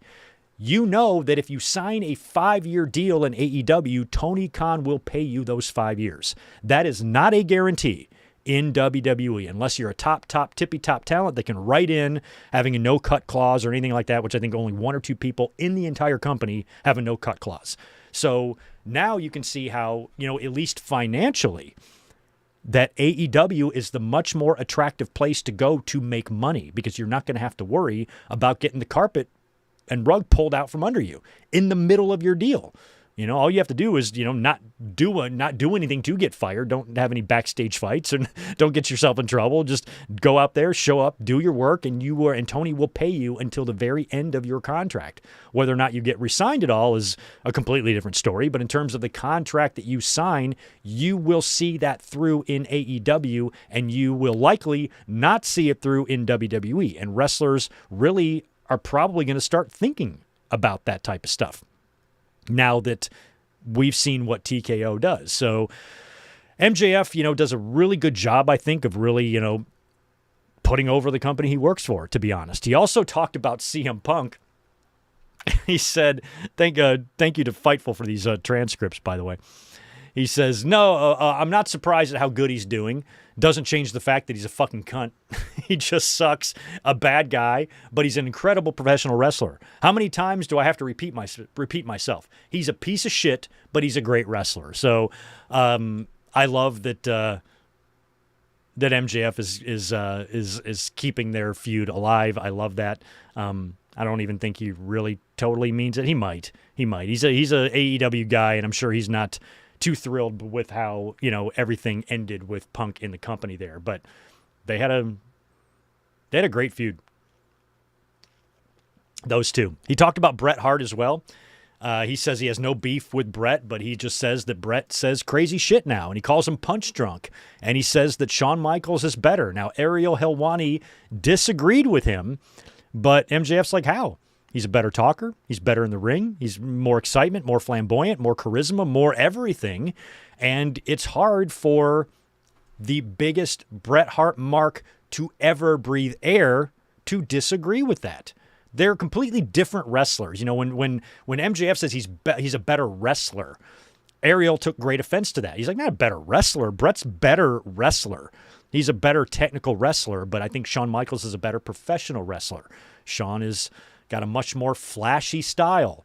He flies a lot and just a lot more flashiness, a lot more finesse, where Bret Hart's got finesse too, but Bret is more, ground based, where Shawn, has a more exciting style. So in terms of, who has the better matches, overall matches, probably going to have to side with MJF on this one and give the nod to Shawn. And even MJF said, he goes, hey, Shawn's the NXT guy, the WWE NXT guy. Like, I've got a reason to pretend that he's not better than Bret. I have a reason to pretend that because he's the WWE guy, but I can't. You just had to be honest. Shawn's better than Bret. That's MJF's opinion. And anybody who has that opinion, it's hard for me to argue with that too, especially since Bret had to retire virtually, right before Shawn Michaels came back, and Shawn came back to have another 8 great years. He had a Hall of Fame career, then took a break for 4 years, and had another Hall of Fame career. That's too much success. So I might have to go with MJF on his opinion there. But my favorite wrestler, that's a whole different story. Doesn't matter. Your favorite doesn't have to be the best. My favorite is Bret Hart of all time. So if you haven't checked out that interview, it was pretty good. MJF is a trip. And I expect him tomorrow to win the AEW World title back. We're going to be talking about that in just a minute. Here's something I didn't even know about. I haven't even been paying attention. I don't know how I missed this or what, but apparently there's a new chunk of A&E documentaries that I didn't even know about. I think they started last month. There's 4 new A&E biography documentaries out. A 2-parter on the Von Erichs, 1 on the 4 Horsemen, and 1 on the Road Warriors. So I have not seen any of these, and I don't even have cable anymore, so I got to figure out how to access. Do any of you know? Where does A&E shit stream? Where can I find that? Is it on like one of the apps or some shit. I might not even be able to watch these things. Maybe they're on YouTube. I don't know. But I was not even aware of these documentaries until I start seeing people comment on them on like social media, and I'm thinking they're just talking about like a previous season. I'm like, oh, there's a whole new season out. So the Von Erichs, Four Horsemen, and Legion of Doom, I have not seen any of these yet, but I will work on starting to watch those. So next time I do a podcast, I can at least give you some thoughts on them. But I was like laughing. I'm like, how did I miss this? They probably ran a shitload of ads on Raw and SmackDown, and I just not paying attention, not watching or listening, or I just tune out ads or I leave the room or something. I've just somehow missed the announcements for over a month about these new documentaries on A&E. So I will do my best to check those out. There's an app, Isaac. Okay, but if there's an app, I still feel like I would need to have a cable service to access that app, right? I don't know if I can just go on the app and watch it for free because I don't currently have cable. I just have Hulu, Netflix, Apple TV, Peacock, and YouTube, and the ESPN Unlimited. And that's it. We don't watch any other TV other than that. So, yeah, I'm going to try to find those and watch them because they probably are pretty good. And I did hear a lot of great things about the Von Erich one. So I think that one I might be interested in the most. So as soon as I can, I'll be checking them out. Want to wish the great and legendary Jim Ross all the best. He revealed on Grilling JR that he's being monitored for dementia. Here's what JR had to say. Again, these transcripts come from Fightful, and I quote, "I had a very positive doctor's appointment with my neurologist. Everybody is getting in on the act. The neurologist took a bunch of blood and ran some tests. They're worried about dementia and Alzheimer's. I said, what the hell are you going to do about it? There's not a cure." Well, let the doctors worry about that, JR. "If there are meds I can be taking preventatively, tell me what they are and I'll do it. We'll see how it works out. I'm going through a lot of tests now. I don't feel bad. I feel great, actually. Getting old is a bitch." So the fact that doctors have told him they are worried about dementia and Alzheimer's, you don't just say that based on how he looks. Based on looking at your goatee, I think you might have Alzheimer's. No, there's a reason why they're telling him this, and that fucking sucks. Because once that sets in, it doesn't set out. So apparently JR is hopeful that he is able to call the I Quit match between Cope and Christian and FTR tomorrow. I hope he can as well. But if he has more tests or he provides another update and he says, I've been diagnosed with, early onset, dementia or Alzheimer's or whatever, that's going to be it for him. You don't really hang around for another 6 months after that. It was Tennessee coach. She might have passed away now. Tennessee coach Pat Summitt, right? And I remember she got diagnosed and she immediately had to leave the team. She's gone. And I'm pretty sure she has passed. It's been so many years now. You guys can correct me on that. But that's really awful. Alzheimer's and dementia is another one of those, it's right up there with your cancers and stuff that are just in your ALSs and things like that are just really heartbreaking to watch someone go through. Especially if you have older people in your family, grandparents and whatnot. I had a couple of them that, went through things like that. And JR is getting older and he's had a lot of health problems over the years. I think he's even had some cancer cut out of his foot. He's been a long time smoker. We've just watched his health deteriorate, as the years go by here. And this is a pretty unfortunate update.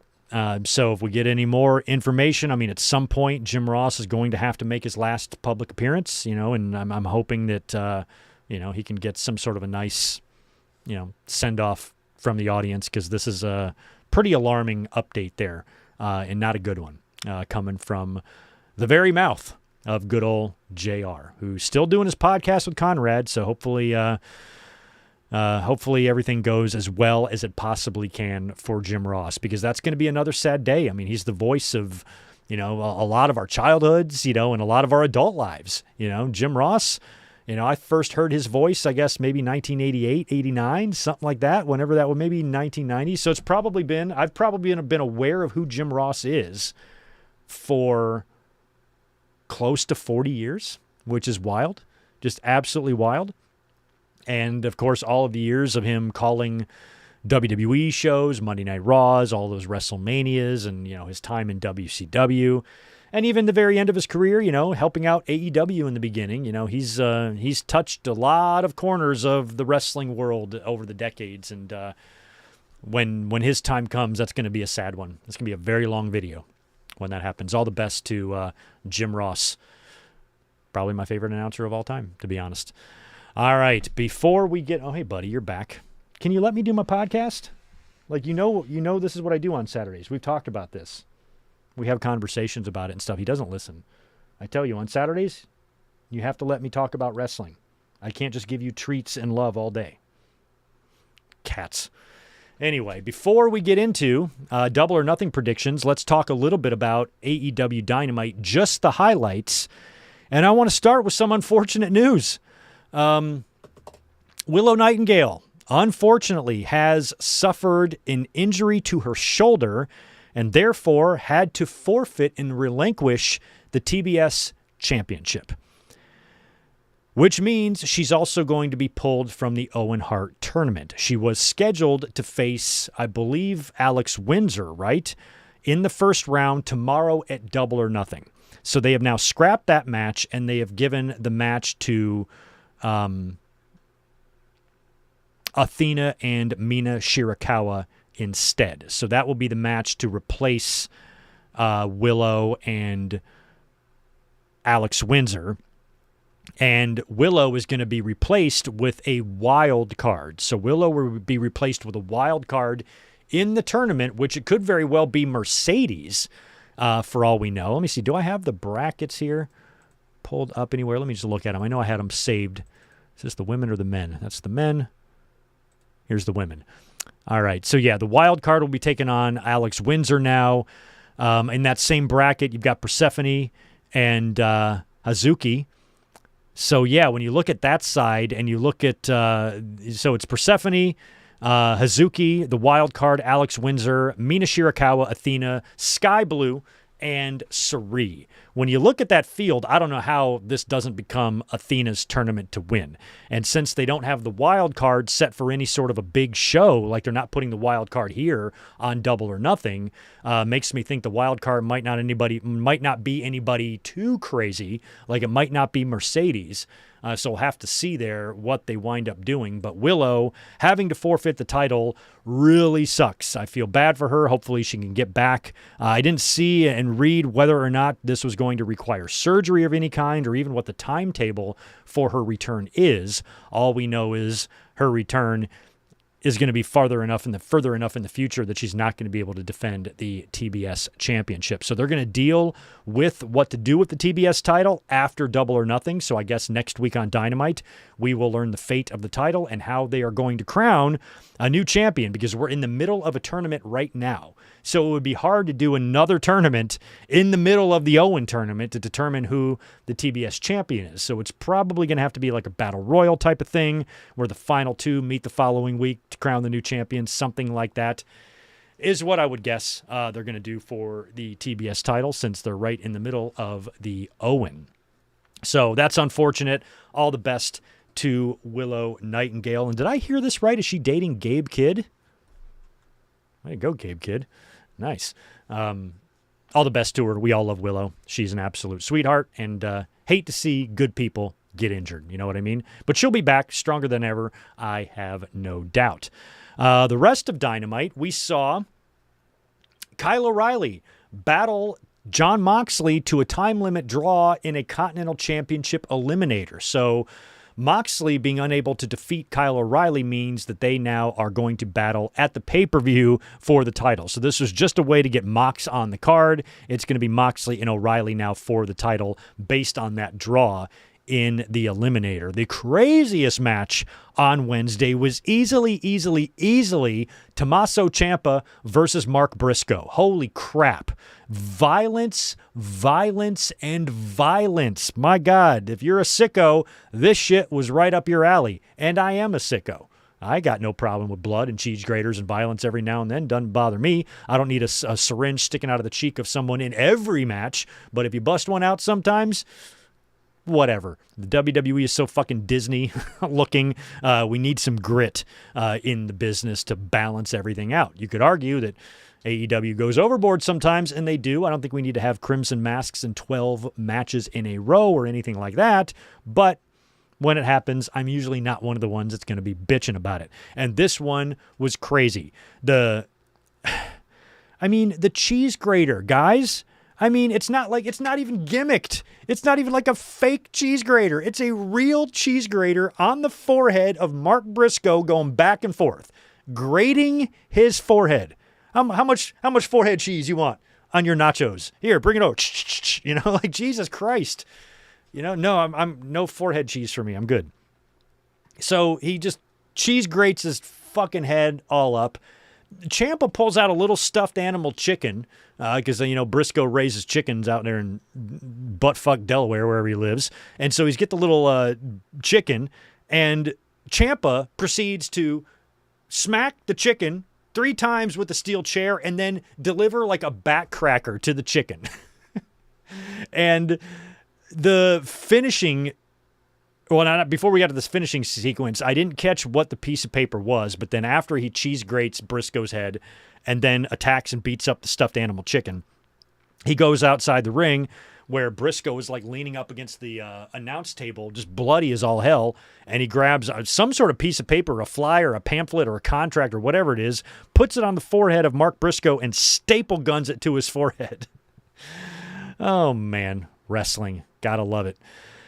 But the finishing sequence, I think, was the craziest. First thing that happens, it's basically 3 moves into the finish here. So the first one, see, now you're cute like that. Why can't you just stay like that? So the first thing that happens to Ciampa, poor Ciampa, you got 2 chairs like sitting upright in the middle of the ring. Ciampa's sitting on the top rope. Briscoe comes from behind to grab him and basically just throws him. And Ciampa does a somersault and lands back first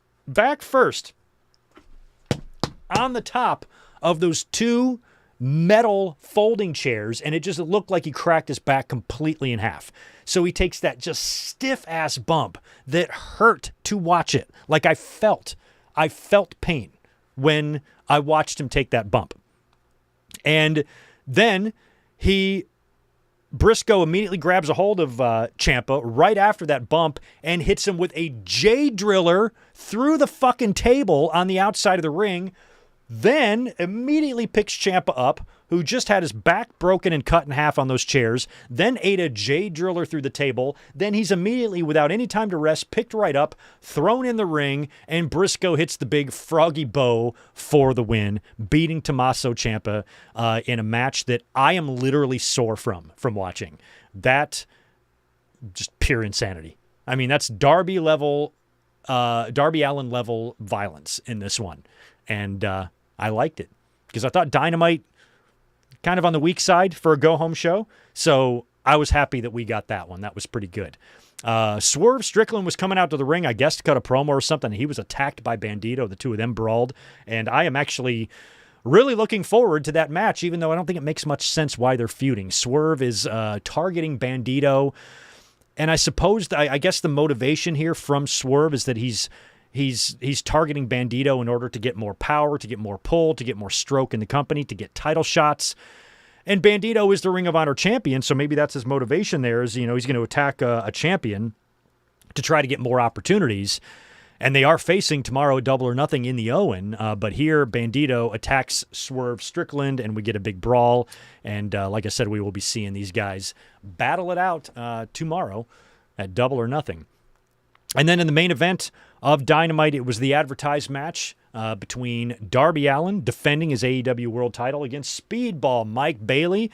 This was a hell of a match and so fucking fun. Loved it. It ended up being a Scorpion Deathlock to Mike Bailey, who eventually tapped out for the win here.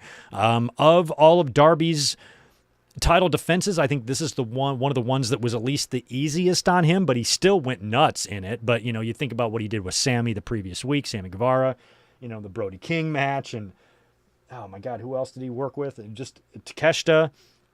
All of these title defenses have been so insane that this has to be the last one. It's got to all come to an end here for Darby tomorrow. But after the match, before either guy can really recover, Speedball is still on the mat. Darby is still on the mat. Kevin Knight, who's out there backing up Speedball, gets on the mic, and he's been cutting some really kind of heelish promos disguised as a babyface, and neither guy is even recovered yet, and Knight jumps in the ring and basically steals their thunder and starts cutting a promo, talking about how proud he is of Speedball and one day he's going to be a champion. I'm hoping that this all leads to Speedball taking the TNT title from Kevin Knight at some point in the future. But Kevin Knight, cutting a babyface promo, but doing it in kind of a douchey way, especially, taking away from the moment of Darby and Speedball there. And eventually Darby and Speedball, they have their little handshake, their little show of respect. And when Speedball and Kevin Knight leave after Kevin Knight's done running his fucking mouth, they bleed into Collision. It was one of those 3-hour blocks again. I didn't really watch much of Collision. I just watched Dynamite. And so the ending of that match bled into Collision, where MJF comes out to attack Darby Allin. He went and got the electric clippers to take some hair off of Darby. Little preview for their match. Darby is able to steal or take and disarm Max of the clippers and run MJF off. So that's kind of how Dynamite ended. They finished up with another hour of Collision. I think it was Ospreay getting a win over Shibata, and I forgot what else happened on Collision. I didn't really watch any of the Collision block, but that's kind of how AEW ended things this week on Dynamite, heading into tomorrow's Double or Nothing, which I do want to take a look at. Last check there.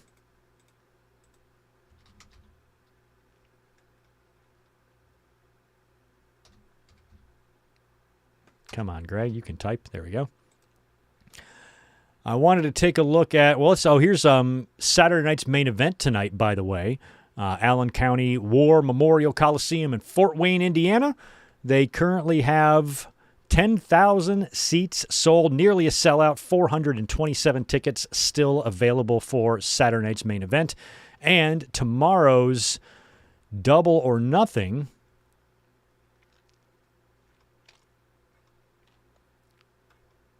Where's Double or Nothing? I got Dynamite. I got Forbidden Door. There's Double or Nothing. All right, Double or Nothing. Louis Armstrong Stadium, Flushing, New York. 14,027 tickets sold, and the current setup is 14,028. There is one ticket available for Double or Nothing tomorrow. And this is a few days old, so I'm sure that... that's a whole week old. So I'm sure that one ticket has been sold over the past week. So we've got a sellout for Double or Nothing tomorrow, and it's in Louis Armstrong Stadium, which is going to be a really cool setup, and I'm looking forward to tomorrow. It's going to be a fun show. My only critique is that I think it's a mistake for AEW to go live or start the show at 8 p.m. Eastern. Tomorrow, the show is 8 Eastern, 5 Pacific, and there's 9 matches on Double or Nothing, including 3, or not including 3 on the 0 hour. So 12 total matches, 9 on the main card, and we're going to get that same fucking chatter that we get every single time they hold a pay-per-view, especially when it's a Sunday. Show too long, me too tired. And I think one of the ways to really help that is to start the show earlier. Like, why can't AEW go up 1 hour earlier? Why not 7 Eastern, 4 Pacific? That way, if you have a 4-hour show, you're only going to 11 o'clock. But starting at 8 o'clock, if you go 4 hours or 4 plus, then you're spilling into the next day. The show's going to end at 12:30 in the morning. people who have to wake up and go to work the next day, and we always hear this whining and this bitching. Me, it's not an issue for me. I'm on the West Coast. The show doesn't start until 5. Even if it goes for 5 hours, it's only 10 o'clock for me. Not a big deal. I'm not a pussy. I don't work mornings. I don't even work Mondays, so none of this shit affects me at all, but I always hear the crying and the whining. It's too long. I'm like, when you're paying for wrestling, I just don't understand why we're complaining about too much of it. I still don't get that mentality, but I do get the show running long, running into the wee hours of the morning, especially on a Sunday night. If it's a Saturday night, suck it the fuck up.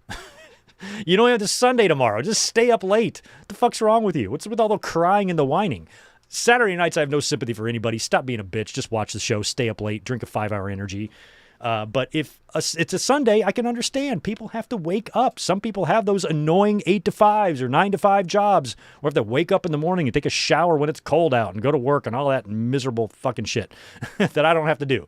So I have sympathy for people who have to live that life, who also love wrestling and want to stay up and watch Double or Nothing. The problem is they can't watch a 5-hour show because they got to go to work in the morning. So all you have to do is start this 1 or even 2 hours early.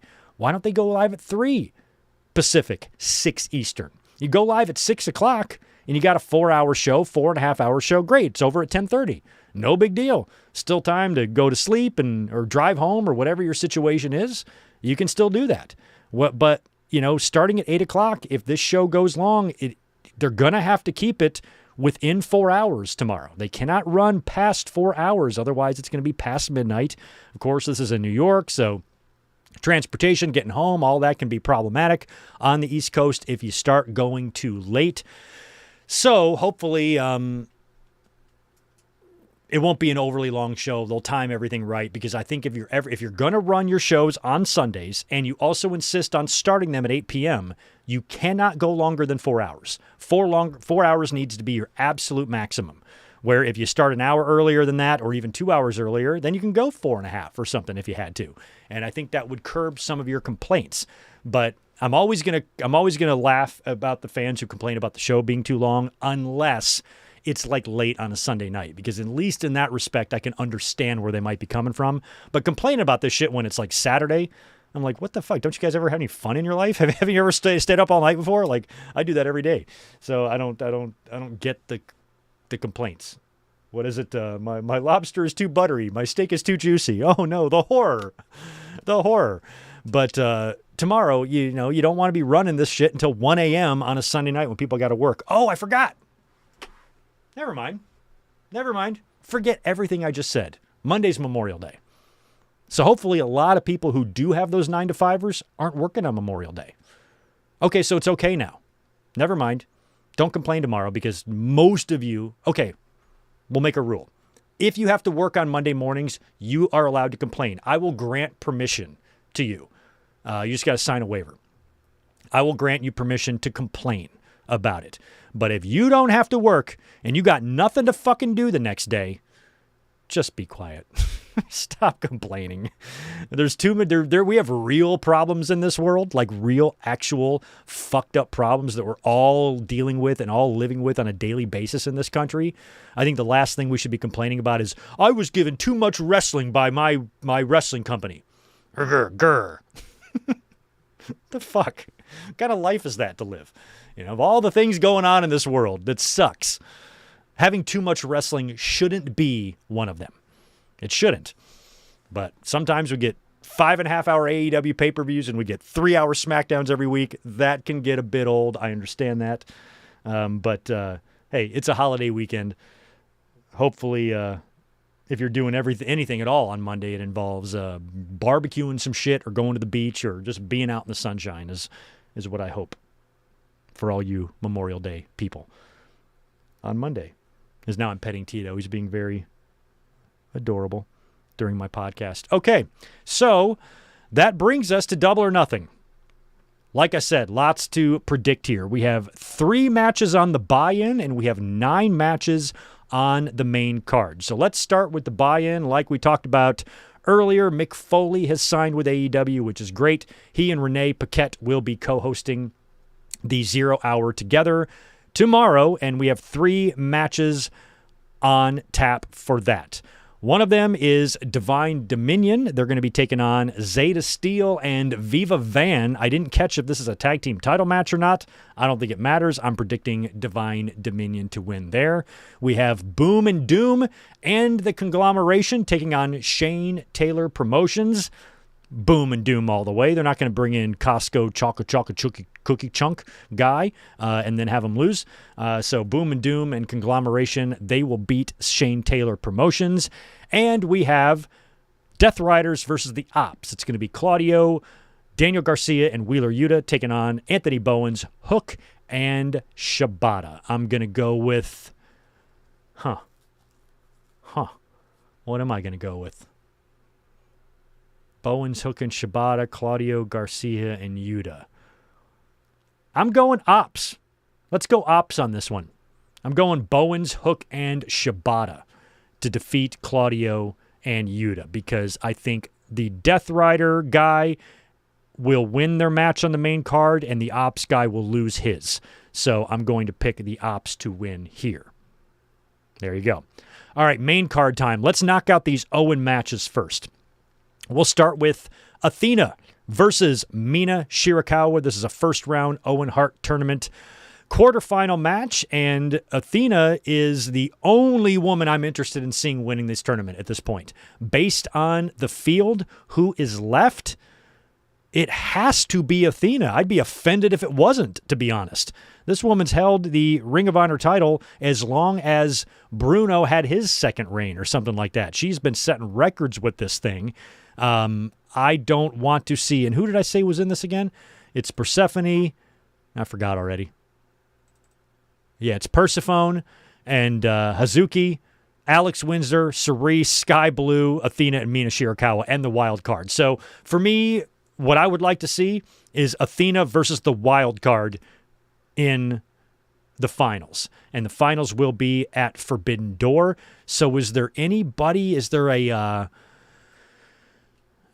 any woman that they could bring in from outside the company who could make it to the finals so we could have a real Forbidden Door final here? I don't know. Anybody in CMLL we could bring in or over in Japan? I don't know what's going on there. I don't know who the wild card could possibly be. If it was Mercedes, I would expect Mercedes to win because she just got done losing all those belts. So I don't think she's going to come back, make it to the finals, and then lose to Athena. So I would probably keep Mercedes out of it completely unless you plan on having her win. But she won last year. So why would you even do that? I don't even think you need Mercedes to be a part of this, to be honest. So I don't know who else they can stick in here. If you guys have any ideas, please let me know. But Athena, I believe, will, or hopefully handily, defeat Mina Shirakawa. We have Swerve Strickland versus Bandito, another first-round Owen match here. I really do feel like this one could go either way. I'm not just going to automatically pick Swerve Strickland, but I still think he's going to win. But it wasn't that easy of a pick for me. Oh, Swerve, 100%. No, not really. I think Bandito has an excellent chance to still win this match. And I'm a little bit confused about, like I said earlier, the motivation behind Swerve and targeting Bandito in the first place. And now they're set for an Owen match. So I'm going to pick Swerve here, but I'm not that confident in it. But again, based on the men's brackets, I feel like Swerve and Ospreay is going to have to be the final there. But it could get, Swerve is going to probably, in my mind, not win the Owen. It has to be Will Ospreay. So either way, Swerve's going to take a loss in this thing. And it might make more sense just for him to lose here to Bandito so they can continue their program then to make it all the way to the finals and work with Ospreay. I don't know how it's going to go, but I'm going to pick Swerve to beat Bandito tomorrow in the Owen. And the other Owen Hart first-round matchup we have is Will Ospreay taking on Samoa Joe. Will Ospreay, obviously, he's the one that we are expecting to go into All In and face the likely AEW World Champion MJF for the title. That is the main event that's on everybody's radar. Really feels like that is the direction they are going to go in, which means Will Ospreay has to beat Samoa Joe. So I pick Will Ospreay to win, and that's a big match for him to win, too. Will Ospreay beating Samoa Joe who's this big, bad, tough guy who's also kind of been trying to help recruit Ospreay into the ops over the Death Riders. And I think what the Death Riders have been teaching Ospreay is going to help him get past Samoa Joe tomorrow. And as we saw last week on Dynamite, he even won with like a submission. I don't think he's going to submit Joe, but I think we're going to see some different offense from Will Ospreay in this match, and I'm picking him to beat Samoa Joe. Like I said, Moxley now has to put up his Continental Championship against Kyle O'Reilly, who took him to a time limit draw in that Eliminator on Wednesday. And to me, that whole entire match was just done to get Moxley a match on pay-per-view. O'Reilly already has a victory or two over him as it is, right? Then you add this time limit draw. Moxley 100% is going to retain over Kyle O'Reilly. I don't even have to think about that one. That is going to be Mox all the way. Kazuchika Okada. He's got to defend his international championship against Konosuke Takeshita. We've been waiting for this match forever, and I still feel like it could culminate in one more big one at All In because Okada already holds a victory over Takeshita. So if this is going to be some sort of a trilogy, I would like to see the blow-off happen at All In. But it's not as easy as it sounds to pick Takeshita here. Part of me thinks that Okada could retain and then hold off having Takeshita win until All In. A lot of Callis family stuff could go down here. I'm not convinced this is going to be a straight-up match with no other bullshit going down in it because of all the other, names at play. But I'm kind of hoping these guys are given just the time to have their match because we've been waiting for this. It's been one of my favorite, little programs and rivalries to watch on AEW television. I'm thoroughly entertained by both of these guys and their issues and problems with each other. And I've always known that when they get in the ring on a big pay-per-view stage with that title on the line, it's going to be a kick-ass match. But I'm really hoping we still get one at All In, which means this could really go either way. Okada could pull some shit to win, and Takeshita wants one more match, but, All In is still a ways down the road. So I'm going to predict Takeshita to win the International Championship. I'm not super confident about that, but that's who I'm picking. Takeshita to beat Okada. Whenever, this big one-on-one pay-per-view match between the two happens, he's my pick. I predicted him to beat Okada last time, and he did not, so I'm going to try it again. I'm going to pick Takeshita to go over Okada and win the International Championship. And so far, that's my only title change I have picked so far, but I've got two more. Let's go to Stadium Stampede. This one's huge. Biggest Stadium Stampede in history. And as a matter of fact, I think today is the anniversary of the first one ever, 6 years ago, when it was Inner Circle versus everybody else, and that was just wild. That was during COVID, and that was a mess, but I guess today is the anniversary of that, along with being the 27th anniversary of Owen Hart passing away. So this match, again, a pretty easy one to predict. Look at these two teams. Now, Ricochet, I think, could beat all the babyfaces by himself, but outside of Ricochet, when you compare, those teams, Jericho's team is stacked. It's Chris Jericho, the fucking Hurt Syndicate, Kenny Omega, Jack Perry, and the Young Bucks. So minus the Hurt Syndicate, that's the core, of early AEW. The Bucks and Jericho and Kenny, they all started that along with Jack Perry. So that's a very, very strong team. On the other side, you've got Andrade and you've got Ricochet, who I think are the two strongest. But man, you're talking about Clark Connors and the Gates of Agony. Mark Davis is in there, who I love, and he's a perfect guy to put in a match like this. But how can you not go with the baby faces in this one? I got to go with Jericho, Hurt Syndicate, and the Elite. This one's going to be wild. I think this is going to be a really interesting stadium to hold this match in. I'm curious if they're going to play a song, and if they do, what song? I know for the Anarchies, they've been playing Let the Bodies Hit the Floor, right? So maybe we get a song, maybe we don't. I'm looking forward to this. I think this is going to be really fun. I mean, every Stadium Stampede or Anarchy in the Arena match that they've done have been fun. I was at the 2022 show in Vegas for that Anarchy in the Arena, and that was pretty badass as well. So this one should be all kinds of fun. I'm sure they're going to get very creative, and they're going to be venturing into parts of the building and the complex there that nobody's ever seen before. So that should be pretty fun. But I got to go with Jericho, Hurt Syndicate, and the Elite to win Stadium Stampede over all of those delightful heels. We have Tekla. She's defending the AEW Women's Championship in a four-way. She's taking on Jamie Hayter, Hikaru Shida, and Chris Statlander. Of course, Shida and Statlander have got all their problems right now. There's going to be a turn here from Shida or one of them at some point, maybe even as early as tomorrow. And I believe that Tekla at this point, who has been doing such a good job as AEW Women's Champion, should be champion going into All In. So I'm hoping that she keeps the belt until then, which means she has to retain here. So I'm going to predict that Tekla retains. I don't know how, or if we're going to get the actual turn here between Shida and Stat that's going to lead to that, or if she's just going to capitalize on some disagreement, some dissension, anything like that. But I definitely don't want to see any three of these women beat Tekla for the title. I'm hoping that it does turn out to be Tekla retaining the title, and I kind of hope it turns out to be her as the one to take out Toni Storm, too. So I'd rather have the belt just stay on Tekla for the purposes of the division and storyline right now in AEW. All right, here's a big one. AEW Tag Team titles on the line. FTR defending against Cope and Cage in an I Quit match.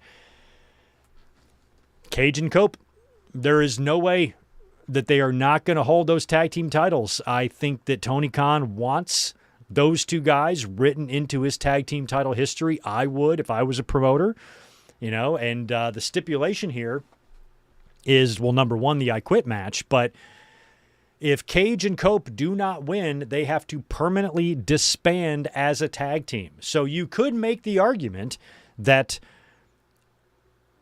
Cope and Cage and Copeland, is very close and tight with FTR. They all live like in the same city. They're all friends.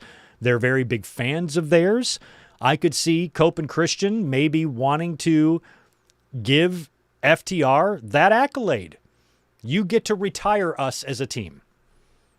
That all sounds great, but no way. It's got to be Cage and Cope. I'm wondering if the finish, since it is an I Quit match, I'm wondering if the finish is going to be something like the Revival DIY matches, the one where I think it's DIY or Revival. Excuse me. They've got DIY and like dueling submissions, and then Gargano and Ciampa are like holding hands as they both submit. Isn't that the match I'm thinking of? I feel like it's going to be something like that, where it's going to be like Copeland, breaking a metal piece off of a chair and sticking it in the mouth of Cash Wheeler and pulling back as Christian has got Dax tied up in something, and the two of them are holding hands, and they both scream out, "I quit" together. Feels like that's going to be some sort of a finish like that. But I got to go Cage and Cope to win the tag team titles. And then you can take those titles into All In and do one more match. And that's where it all ends. Just give them a short little run. Cope and Cage holding the belts until maybe All In, to where maybe they drop them back to FTR. It's very possible that maybe something like that happens. So for the purposes of this match, definitely Cage and Cope I've got going over and winning the AEW Tag Team titles, which means that is now the second title change I've predicted so far. And I'm going to predict the third. Darby Allin defending the AEW World Championship against MJF in a title versus hair match. I've believed ever since Darby Allin won the title that MJF would win it back at Double or Nothing. They put Darby on a crazy intense run of title defenses, and he's been, burning the belt at both ends type of thing, defending the title twice in 1 week in some cases, doing Collision and Dynamite matches, beating guys like Brody King and Takeshita and Speedball and Sammy Guevara. He's had an incredible run here, putting his body through absolute hell. wrecking himself.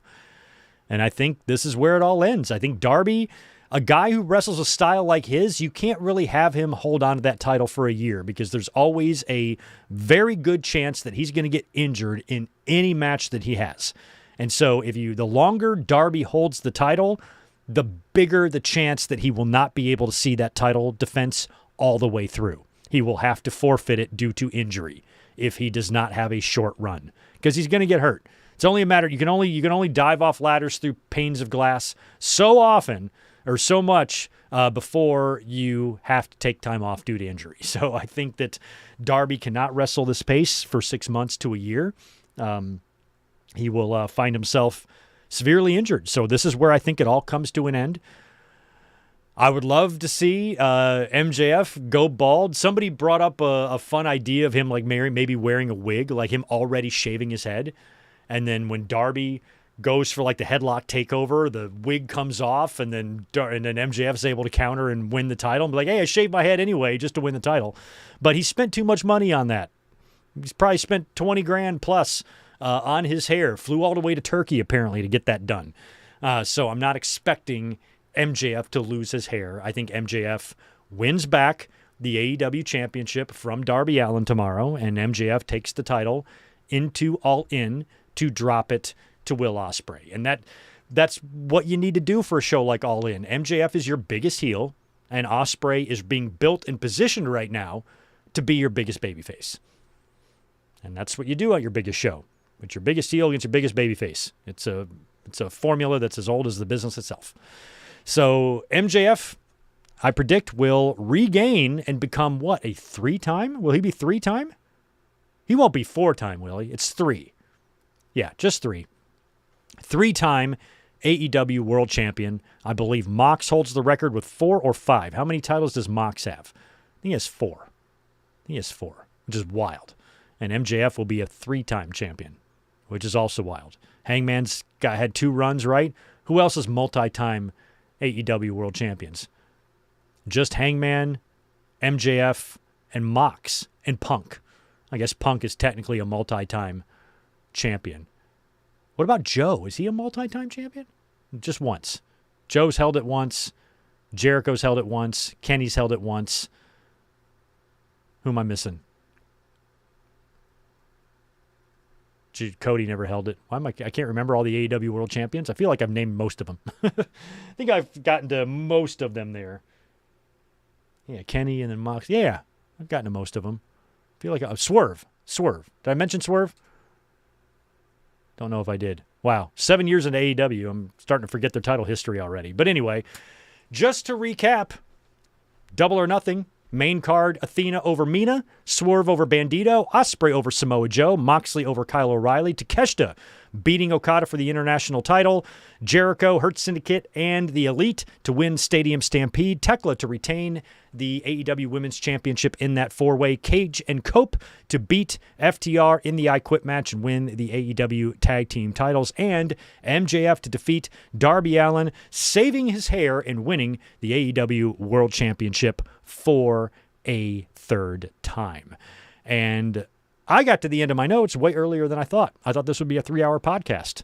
It's not going to be quite that long, but I have not talked to the chat yet, answered questions, answered super chats, and all that jazz, so that's what I will do now. Right on. All right, well, let's get back to the chat here, see what you guys are talking about. I do know I have some supers to get into. Maybe just one. Okay, I didn't miss a ton of stuff. That's good. But I do want to knock out the super chat, $10 earlier from Rarely Even. Thank you so much for that, dude. Greg, remember I told you about my promotion. I need some advice. I was one of the boys, and now I'm seen as their boss. It's like I'm a completely different man to them. How do you balance it? I've been in that position before as well. It was only a big issue for me back in the East Coast when I got promoted. But I was working in a pretty good restaurant, and my promotion was only met with some jealousy from a couple of people, but most people were happy to get me off of the schedule because I was the top of the schedule. I had all the best shifts as a server. And so with me gone, that created opportunities for other people. So there was a lot of people happy with it. But there were people that were my coworkers that now had to take orders from me, or direction from me, but I never really felt, had any pushback too much because I was more experienced than all of them.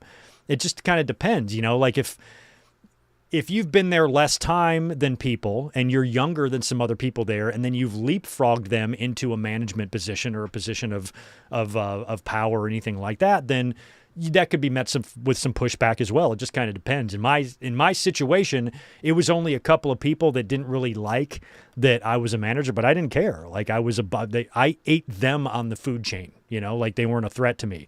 So I was always really fair, and I was always really good at what I did, and I was never going to give these people any other reason other than personal jealousy to dislike me. I'm not going to mistreat them. I treat everybody fairly. I know how to do this. I know how to do my job. I know how to run the business. I know how to run a restaurant. I know how to schedule people, and I know how to evaluate and recognize strengths and weaknesses in your staff members. I'm good at all that stuff. Always have been.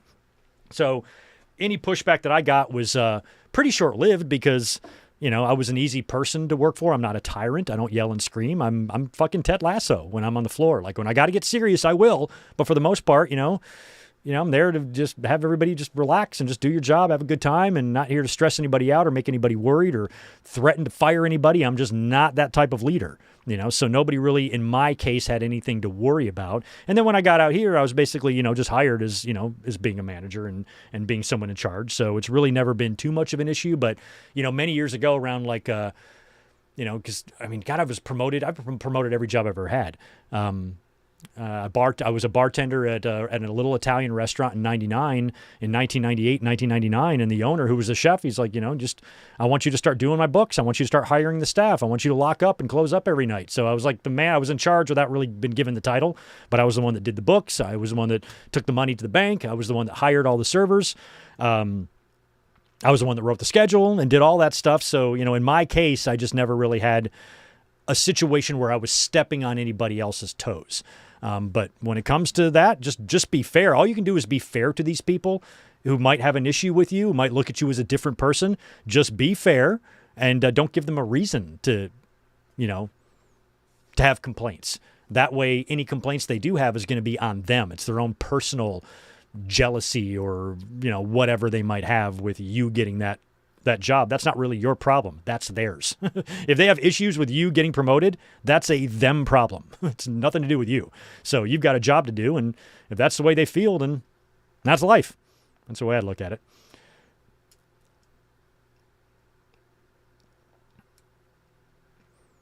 Real DJG, yeah, the final Oba-Brock match will be 2 months away. That is a good point. Now, luckily, though, SummerSlam is early. It's very early August, or even it's late July. I forgot what it is, but it kind of comes quick this year. But yeah, this match is not until next week, which means you will have all of June and all of July. So what do you do with Oba during those months? Now, during July, you can build the match with Brock, but I feel like June is going to be a dead space there. So hypothetically, if Brock beats Oba, then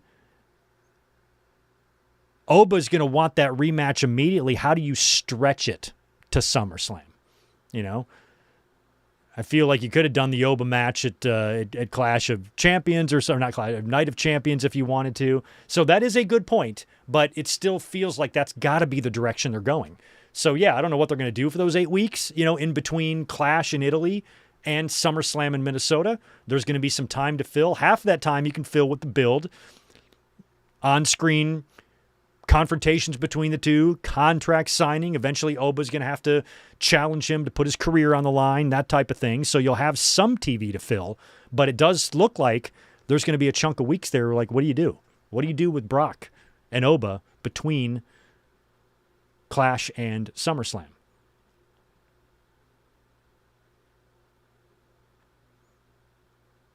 Who the fuck are Laney, Reed, and Fallon? Oh, are those the ones? I said I didn't know. Well, great. Damn it, Trey. Now you ruined it. I want to see how long I would go without knowing their names.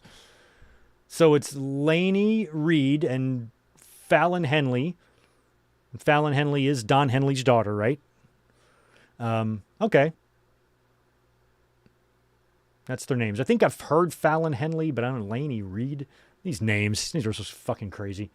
Why didn't Truth help Priest? I think Truth is injured. I don't think he's cleared because he was set for a tag team title match last week and they had to change it. That was that match that they put Jeff Cobb on the graphic by accident. So I think he's hurt. Or I think he's hurt. Excuse me.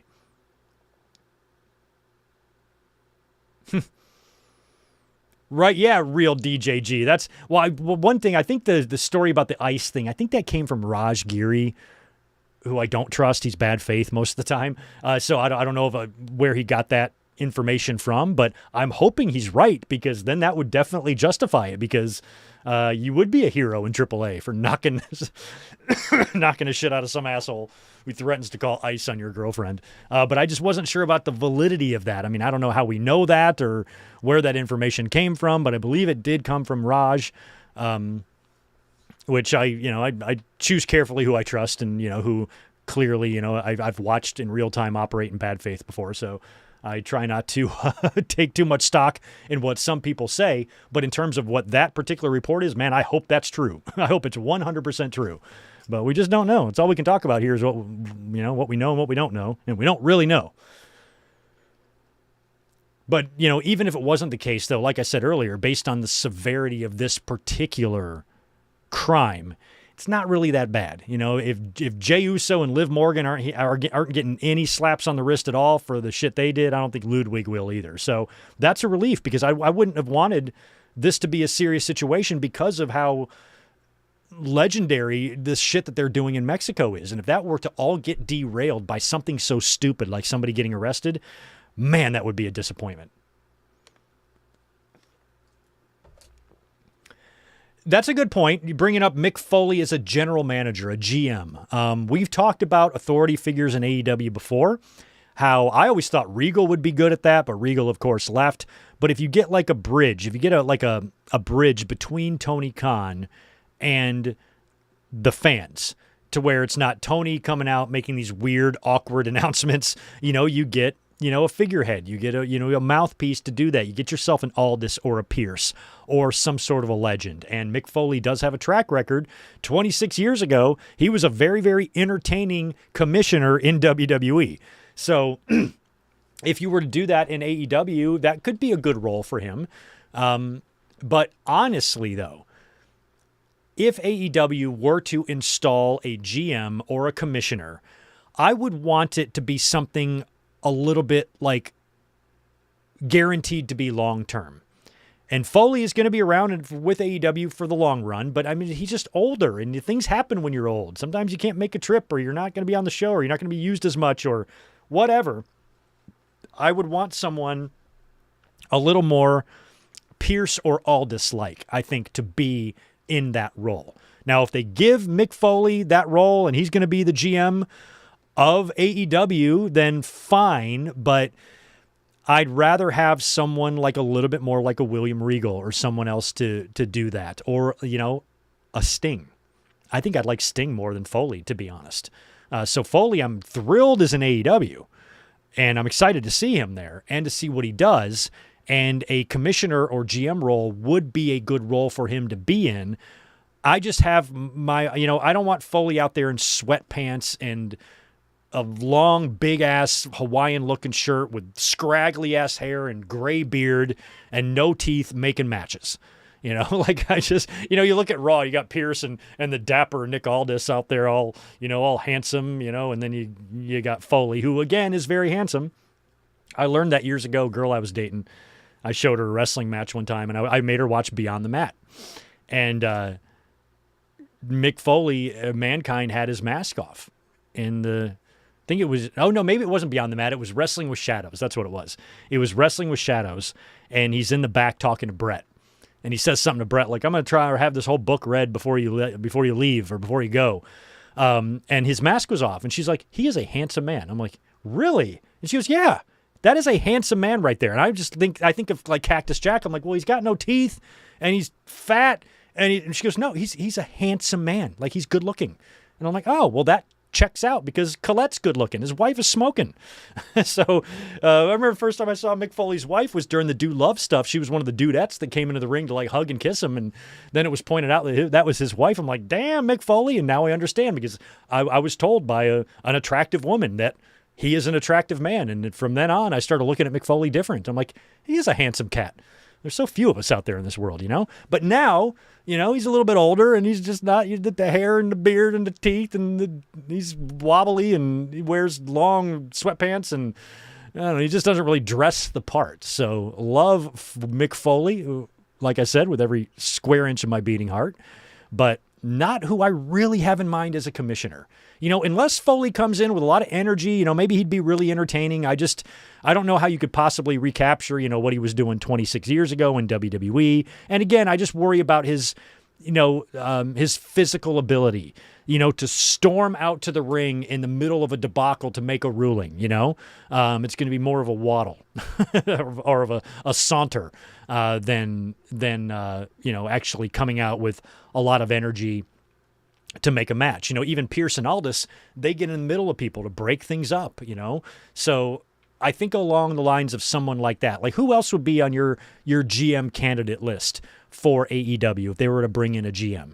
I mentioned Regal, but obviously it can't be Regal. I think Sting would be good. Any other, Dustin Rhodes.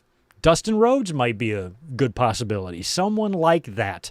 I almost think would be a better choice for a commissioner or a GM than Mick Foley. I'd almost rather see Mick Foley just do other stuff. But he's signed with them. He's going to be on TV, so we will see. I'm certainly not, totally against it. I just don't know how I feel about it. He might be better in more of a Jack Tunney role. Instead of doing like what Aldis and Pierce does, and come out to the ring several different segments throughout the night to make rulings, maybe he's more of like an in-the-office guy. Like a lot of times when Jack Tunney would make a ruling, we would learn this via video. He'd be in his office in Stamford with the city behind him or whatever, and he'd make a ruling on the title or whatever he's going to do. Maybe Foley does, handles his business a little bit more like that. But if they did make him an authority figure, I would like for him to bring back like having the little office backstage. He would put his office in the bathroom and, he would have his office in all different parts of the arena back when he was in WWE doing it. So if they brought that back, that would actually be pretty fun. So I'm not totally against the idea of Mick Foley being an authority figure. I just, at this stage of his career, I don't know how long that could really last, And I don't want to see a revolving door of authority figures. I really like what they've been doing in WWE, having Pierce and Aldis being there in those roles now for, multiple years. They seem kind of permanent in those roles. And even though they've teased some shakeups before, they've left those guys in their positions to do them. And I like that. I don't like when there's 9 different commissioners in 2 years. So this is better. This is better.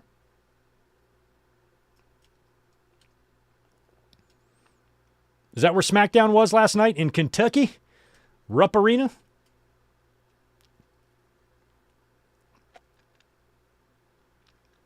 Just reading some comments here in the chat.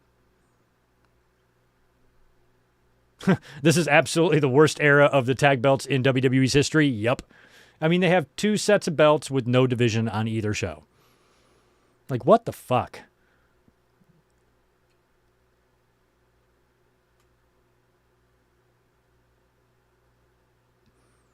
Yeah, if Enzo and Cass come back, the theme song has to stay because I think that opening part of it is what really gets the fans popping,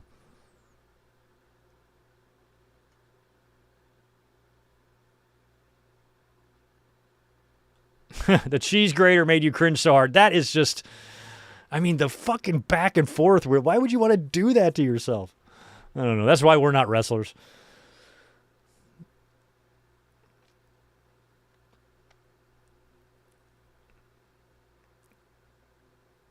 That's another good point. I was struggling a little bit to pick a winner in the Okada and Takeshita match, and Callis turning on Takeshita is a possibility. And I think that maybe Okada could retain, and then you do a third and final match where Takeshita finally beats him at All In. I could see that happening. Okay, DDP, Big Show, and Jeff Jarrett would all be good candidates for a commissioner as well. Definitely. Or if Mark Henry stayed, he would have been all right. Yes, and thank you for that, Ryan. AEW also announced a Brawl in the Ballpark. They did a deal at the Twins game. I don't know if this is in response to SummerSlam that's going to be in Minnesota, but Jeff Jarrett came out and hit. Who did he hit with the guitar? And announced that there's going to be Brawl in the Ballpark in a few weeks. It's going to be following a Twins game. So we saw the fairway. I guess the Brawl in the Ballpark might be for one of those like 1 hour Saturday collisions or something. We saw. It is so crazy. He'll sleep with his eyes open. Oh my God! I wish I could move my camera. So his eyes are wide open and he's dreaming in his sleep. He's twitching. He's like running, and his eyes are wide open, looking at me. But he's not. He's not awake. That is so crazy. So yeah, I'm assuming that Brawl in the Ballpark thing is going to be like the Fairway to Hell, and that was great. So we'll see. And I don't even know if they have a date on it yet, or if they've said anything. All we know is it's going to be in a few weeks. But Brawl in the Ballpark coming to a Twins game this summer. Yeah, SummerSlam's August 1st and 2nd, so that's early this year. But still, you're going to have 2 months in between this and Lesnar and Clash in Italy to book that Lesnar and Oba match if things go the way we suspect they might go. But anyway, it is the bottom of the hour. It is 33 past the hour, and we have to be back here at the top of the hour because we're going to watch Saturday night's main event together. I made this decision last minute.